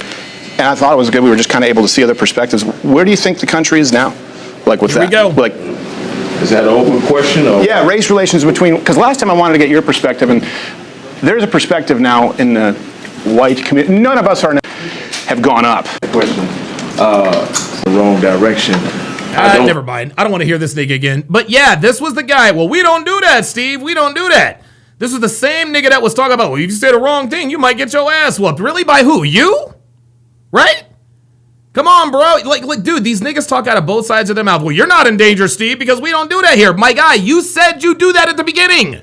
I'm scared to go to church. You're scared to go to church, but you're sitting in the barbershop with almost 12 black men. Come on, Steve. Now, let's be realistic. Who do you think's more at risk sitting down right exactly. He know he's not in danger around us. I'm much more risk. We don't do that. We don't do that. Yet, you said that you will respond in kind to somebody who exudes an air of superiority. I swear, these niggas, dude, the jokes write themselves. The jokes write themselves. We don't do that. But 30 minutes ago, you said, you come to the wrong neighborhood, you say the wrong thing, you get your ass whooped. You said you would deal with a person with the air of superiority, but you don't do that. You know, I just watched my friend die, right? Steve, let me say this. Know what bothers me about white people, and this is kind of everything. No, not everything. Not everything. Well, we smell like wet dog or some shit. I've heard all this stuff. Let me tell you what. Optimistic Realizer says these black men are arguing like women. That shouldn't be a surprise because the black community is a matriarchy. And when a community is run like a matriarchy, its constituents are going to act like women, which is why these niggas are arguing like what class? Like women. This is where they get their cues from. Fatherless behavior. Talk to me about white people. Let's be honest here, because I work with a lot of white people, so I have nothing against them at all. I work with a lot of white people, and I got nothing against them at all. Oh my God, biggest cap in fucking history. Oh, let me be honest with you. But the problem that the biggest problem that I have is that you constantly get bombarded with the excuses. All right, when you. Guys, this is projection 101, constantly bombarded with the excuses. This is literally what you guys are doing. You guys are making excuses for nigger behavior. What are we doing? This makes absolutely no sense. He talks about the fact that they are constantly bombarded with it. No, this is what you guys do right now. You are the ones making excuses for all of this behavior. This is what you do. Oh my God. Really come down to it. Let's be honest, man. God. And let's be really truthful with one another. Yes, let's. So, what do you expect when you look at architectural oppression, economic depravity, and social disparity? What would you call it? I mean, bad decisions. Huh? Bad decisions. Thank you. There it is. There it is. There it is. Dre Raven says, does he have a, quote, white friend too? Yeah, this nigga hates white people. You can always tell when niggas hate white people. Decisions. Yeah, I think right now in 2025, it's bad decisions. I think everyone can make bad decisions. And you know what? I'll even go here with you. In all fairness, I think that's absolutely true. So my question for you is, how do we move past this? Yeah. Okay. How do we move past I agree with you. Now we want to move past this. I agree. And I think maybe we'll find some common ground here. If we agree there is personal accountability and bad decisions, and I think we also all agree that feminist white bitches are the worst demographic in the country, along with lesbians. There's a great book that says that they were her property. See, that's what I'm saying. Like, I'm telling you, like, believe me, I don't have a. Hold on. Let me just clarify, and I mean that. Angry white feminist bitches and lesbians, because if they didn't vote, we wouldn't have half of the shit. But, and this is one thing I appreciate about black men, that white men are so, black men can talk about these things, and black men are okay being masculine. White men are told it's sexist. There's a lot there. Personal accountability decisions. Now, just take that and apply it. What you kind of just did here is you. Dre Raven with the $2 super chat says architectural oppression like an IKEA. Like, dude, I don't even know what the fuck architectural race, like, oh my God. Blamed white people, without realizing it, for systemic discrimination, and that removes autonomy from a white person to be. Stephen, they don't know what autonomy means. Accountable and also rewarded for their good decisions. So if we agree it's bad decisions, personal accountability, we'd all be against reparations, and we'd all be against the criminal justice reform, I'm definitely for reparations. I'm for reparations. See, that to me, you said excuse. Of course you are. There it is. Of course you're definitely for reparations. You're a nigga. That's why you are. You want something for nothing. Yeah. That sounds like an excuse to me. You ain't paid me back. You ain't paid me for what you owe me. What did I take from you? You can't start. There it is. What did Steven take from this dude? Not another bill. What did I take from until you? you paid his old bill? What did I take from you? You didn't take but your ancestors. But you just. My ancestors took from your ancestors. So Steven's ancestors took, and by the way, didn't Steven Crowder just say he was fucking Canadian? These niggas aren't listening. You took from us. Bruh, he's fucking Canadian, man. I swear to God. Said you. When I say you, I meant it as a euphemism. But can you understand? Now it's a euphemism. Why white people hear it and get pissed off? Yeah. Because I can take shit. But they not mad about the advantages that were built into their lives. So you want young people to pay? Sounds like an excuse. Nobody wants to address. And Sounds like an excuse. even without paying us back, Steve. No, my thoughts are on this here. Give us an opportunity to exercise our ability and our autonomy. I'm gonna give you a perfect. Oh, now he wants to use the word autonomy. See, that's what this nigga does. Autonomy is the word that he just learned today. Let us use our autonomy. So now all of a sudden, now you're another word scholar. Got it. Example. There's a gal right now. Her name is Joy Reid. Look up her. I know Joy Reid. God, Joy Reid. I cannot. Did this nigga really just bring up Joy Reid? Oh my God. Look at her educational background. You don't think Harvard gave her a degree just because she was a black person or DEI, do you? Yes, actually, I kind of do. Because Joy Reid is a fucking idiot. Joy Reid is an idiot. She is dumb. Like with a capital B as in boy. Holy moly. I think she's an idiot. Okay, so. What? Oh, yes! Hell yeah! That's what I'm talking about, man. Dude, I'm gonna tell you what, man. Steven Crowder. Oh my God, dude. Victor Wembanyama scored 40 and grabbed 15 rebounds. Damn, no wonder San Antonio. Damn, Victor Wembanyama scored 40. Oh shit. God damn. Holy moly. All right, sorry about that. But not because she's black, but she's an idiot. Okay, so you're entitled to that. I think Van Jones is smart, and I disagree with him. Joy Reid has said things that are so verifiably untrue. It's insane. Okay, so but you know, as a man, I'm gonna indulge you and say, hey, you know what? I'm not gonna indulge you. I'm gonna respect your opinion, your frame of thought. Yeah, translation. You know Joy Reid is a fucking idiot. You see what he just did? Well, I'm a man. I'm gonna indulge you. Blah blah blah blah blah. Translation. You won that argument. Unbelievable. This guy just learned, and this is why we know this guy respects Crowder, even though he doesn't like him. Because he just admitted indirectly that he agrees with Steven Crowder. Because I promise you, there are niggas all around him talking about Joy Reid. Yet one white person said she's a fucking idiot, and he fucking agrees. He agrees. He doesn't want to admit that he agrees, but he agrees. That's why he's not arguing back, because he's like, okay, Joy Reid is kind of a fucking idiot. Unbelievable. On that, right? I beg to differ tremendously, but nevertheless, though. You beg to differ? Well, let's differ then. Let's debate. That's why we're having this open discussion. But let's really talk about where we need to go from here on, and that is the fact that black people have every sense of entitlement as it relates to having reparations. And I'm gonna tell you why, right? Because nobody has ever been as more loyal to white people despite the treatment than black people have, right? Nobody. You show me one race. You know what? They make options and opportunities. I have no idea what this blind nigga's talking about. I really don't. It is available when other ethnicities come here or what have you that we will never get a chance to have, right? And then they turn around and tell us stop asking about reparations. Whenever we want to ask for equality and fairness, it's a problem. So white America. So goddamn right it's a problem, because you guys get everything anyway. You guys have been getting reparations for the last 30 plus years. Spend several $1 trillion. When is it enough? Wait, spend Oops. Uh-oh. No, the fuck you didn't. Uh-oh.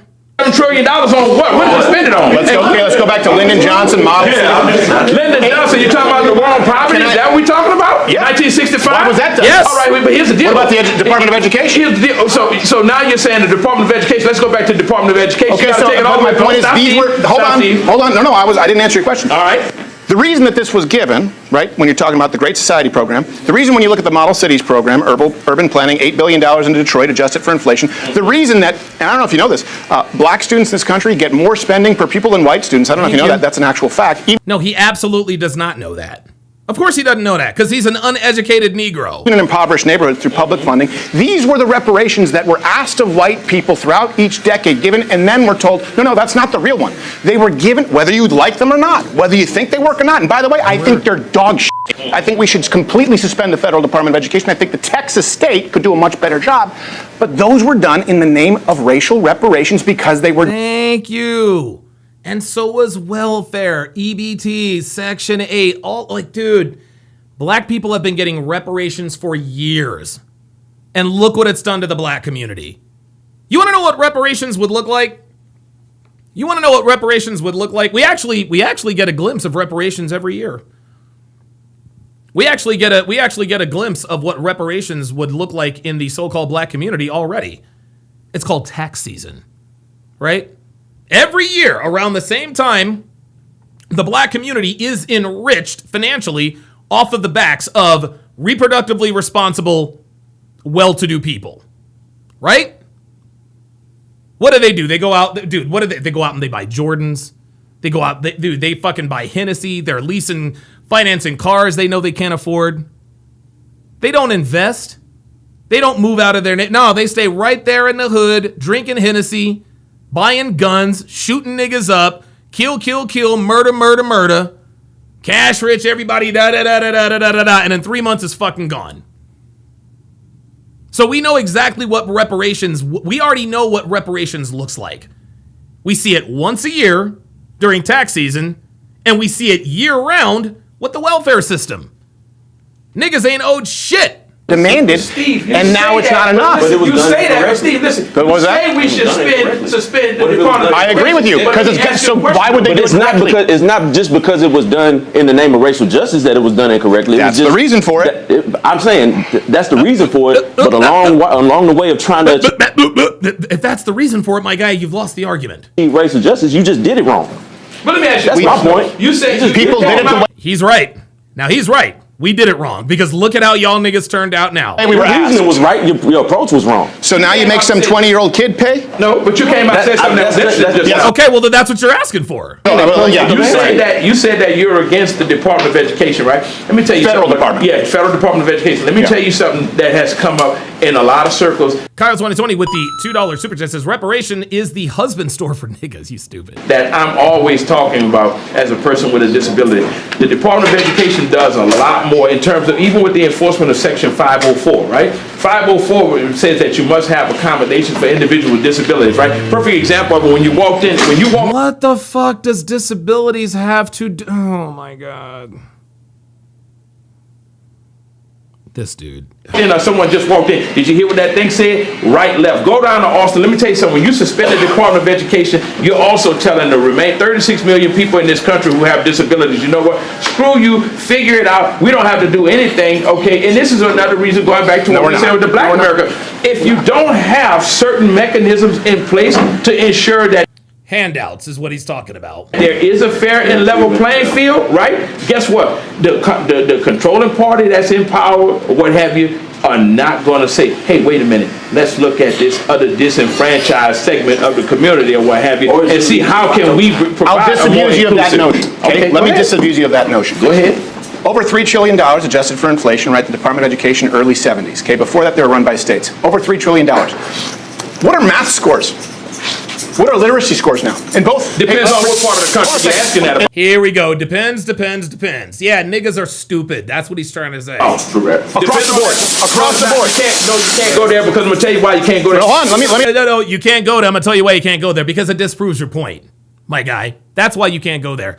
Again, and guys, we're at the point. We're at the point of diminishing returns. These people, guys. Hey, listen, man. This is the black community. This is the black community, man. This is the black community.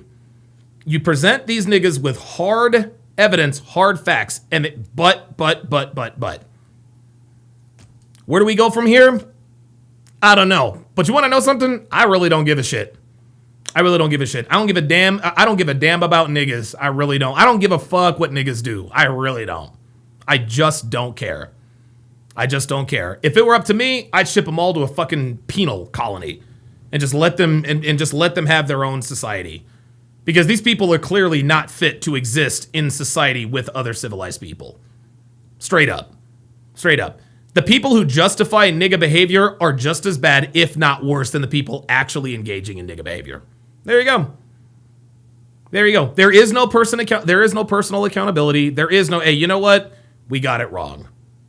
No, you know what? We are the it's victim, victim, victim. White people, white people, white people. Racism, racism, racism. Reparations, your ancestors took from my ancestors, and that dumb nigga forgot that Steven Crowder's from fucking Canada. That's it. That's it. That's a wrap.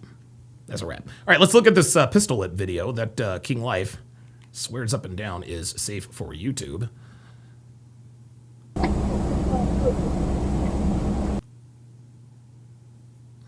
Hold up. Dude, King Life, I can't, dude, what are we doing? King Life, bruh, like, come on, man. Like, dude, like, I love you, my guy, but dude, I've got a video on my screen that shows people shooting. I can't have that. I can't show this. Oh, I can't play this, man.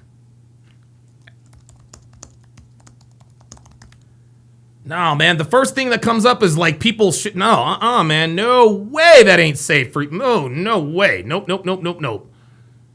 Guy pistol whips off-duty officer fatal must. No, that is not safe for YouTube, dude. That is not safe for YouTube. You know what? There's only 9 minutes left. I guess I'll do the other 9 minutes because I do want to hear them say, why do young niggas fight in packs? Oh, there we go. Yeah. More. I'll answer the question. Because then I'll show you an example of something that actually works because we need solutions. They're across the board down. In other words, $3 trillion, test scores are worse. And they're even worse in poor areas where there's more spending. Do you know where black students in New York City actually do really well? White Catholic schools, where they have more students. King Life says if it's already on YouTube, it should be okay. Theoretically speaking, yes.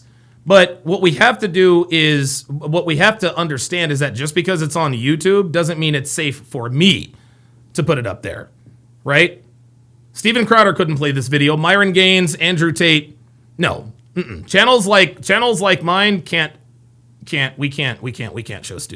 stuff like that. Just because it's on YouTube does not mean it's safe for YouTube. Students per teacher, on average 35 plus. In other words, they have fewer teachers. It's done privately. Charter schools, school choice is something I support. That means for everyone in this country. Can't do it because it's racist. Let's look at the academia, though. Okay, that's why it's being fought. When you start talking about that, what have you? When you talk. Soldry says this is trigonometrical suppression. About test scores, we can go just south, north versus south or what have you. Let's look at the quality of education that's in these schools or what have you. Are you going to tell me that it's a standardized academic agenda that's promoted throughout this country? Or is it a fact that some people have a different education level than black? Listen, I work with people. They're bad across the board. I work with people every day that are out the north that have far excelled in that's absolutely true. Tests than we have in the bad south. And worse. There's no good. Right. There's no good. There's in here. And what I'm saying is, here's something where we could find common. I've proposed this, many people have, where we go, look, instead of giving... You will never find common ground with these people. They're always going to want more and not accept responsibility. ...money to a school, like you say, some of these schools suck, right? Instead of just putting, let's say the average spending is $15,000 per student. That's a rounded number. It's anywhere from 13 to 50, okay? If instead of putting that money in the administrative costs at a school, what you do is you say, okay, that's a grant, that's a voucher that attaches to the student, and they can take it to any school they want, so they have to compete. So that kid can now choose where they go to school. Can't do it because it's racist. That's why it's been fought. People say black kids would still be stuck in shit schools than white kids. Why? Well, see, that comes back because they wouldn't be able to transport themselves out of a bad neighborhood. But right now they're stuck with one school. So when you start asking those whys and go down the rabbit hole of why and start asking, okay, well, why would somebody say that? Well, this is why. Well, I'll tell you why they really say it. And then the teachers unions. Because of teachers unions? Yeah. It doesn't make. In other words, if I get the black kid right now has to go to one. In certain communities where they don't have certain resources, it's a lot of kids. Once again, I've raised my kids, graduated 3 kids from. I've been afforded some things in this community that some people down south don't have. Yeah, right. Yeah, life ain't fair. Deal with it. And I'm some of these school events, I'm questioning them like, how the hell y'all expect us to have jobs and still transport these kids to and from these events all throughout the day? But if them people down there had to do it, so you think what we're doing now is better? Because they ain't got transportation. Half of them ain't got transportation. I think we need to go back to the real truth and the real truth. Because that's what I'm saying. Because they're in impoverished areas, and we already know based on how we see. So then, how do we fix it? We have to pay for a areas car, don't even have a house? grocery stores. No, of course not. Those same areas that's don't. horseshit. I see everyone here. Everyone here has a smartphone. You can literally order any food that's ever existed on Earth to any municipality cheaper than ever. If you're in an area that already has a lack of resources and you're already low income, how you gonna order something? How about not order something? How about go to the fucking grocery store and cook by yourself? So now we're mad that white people have DoorDash privileges? Come on, man. Amazon, one click. But see, here's the deal. We're talking about food deserts. See, Steven Crowder gives them a simple solution. Always a solution. Come on. Always an excuse. I think there's a broader problem that we were not discussing. You know what that is? You've got to go all the way back. This has been an insidious process that's been at work. And the bad part about it is, as long as we as white and black America keep fighting among each other, we'll never see the big picture. You go back to 1982 under Charlotte T. Eisenberg, who was the Department of Secretary under Ronald Reagan, Department of Education. She wrote a good expose many years later called The Deliberate Dumbing Down of America. She kind of patterned that after that B.F. Skinnerian behavioral modification, and it ties all into the founder before the Department of Education, which was General Education Board, where they say, you know what, we don't need more painters, we don't need more artists, or we don't need more poets. We just want good cogs in a wheel that are easily taught, that we can mold under our own hand. That mantra still holds true today. So you got to look at that. You got to look at where we come from. We come from a nation that was industrious and coupled with innovation to now everybody tends to do things like you say with your smartphone. You know why? Because pictures keep you from looking at things contextually. All right. What the fuck is this? Oh my God, this nigga. So when you think about this educational system, you can tell Steven is over this, man. He's like, bro, there's no talking to this nigga, man.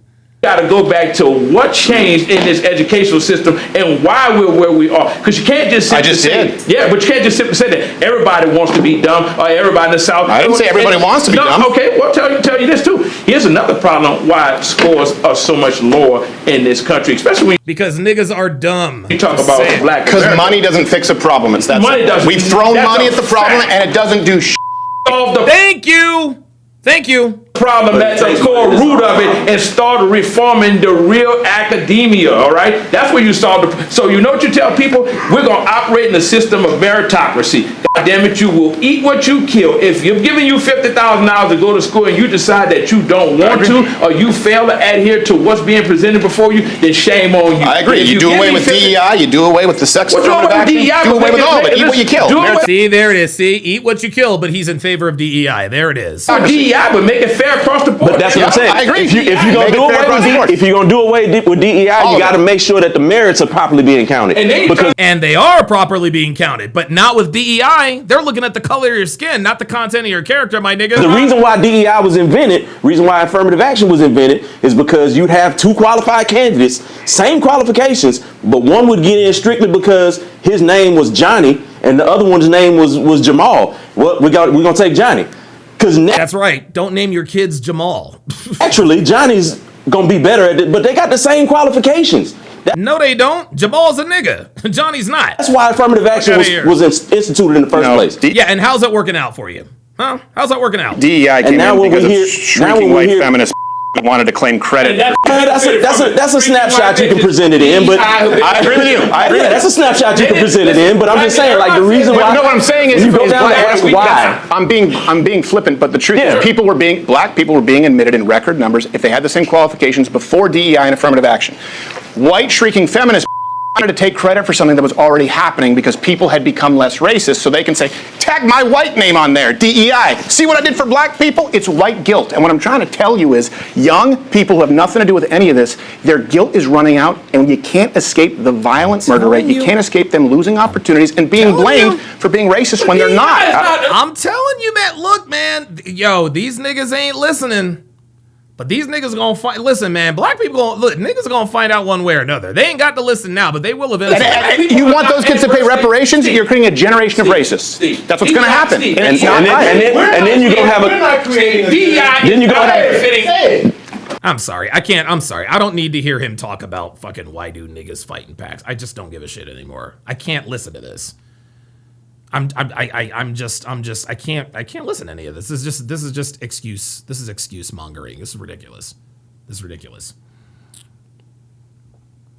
All right. Oh wow, it's almost midnight on the East Coast, and so now it is. Damn, the Raptors spanked the Hawks. Damn. Oh, RJ Barrett scored 25. Chris App's 27 and 2. That's pretty good. That's pretty good. All right, guys. I'm going to return. I will be back tomorrow at the regular time. We did react to Love is Blind, Season 9, Episode 1, and a little bit of Episode 2. Just to see the reaction. I will be continuing that tomorrow at 3 o'clock p.m. Pacific Standard Time. Of course, we didn't have any niggas pull up because, well, you know, you niggas are cowards. Didn't expect anything anyway. Thanks for watching, guys. We'll see you next time.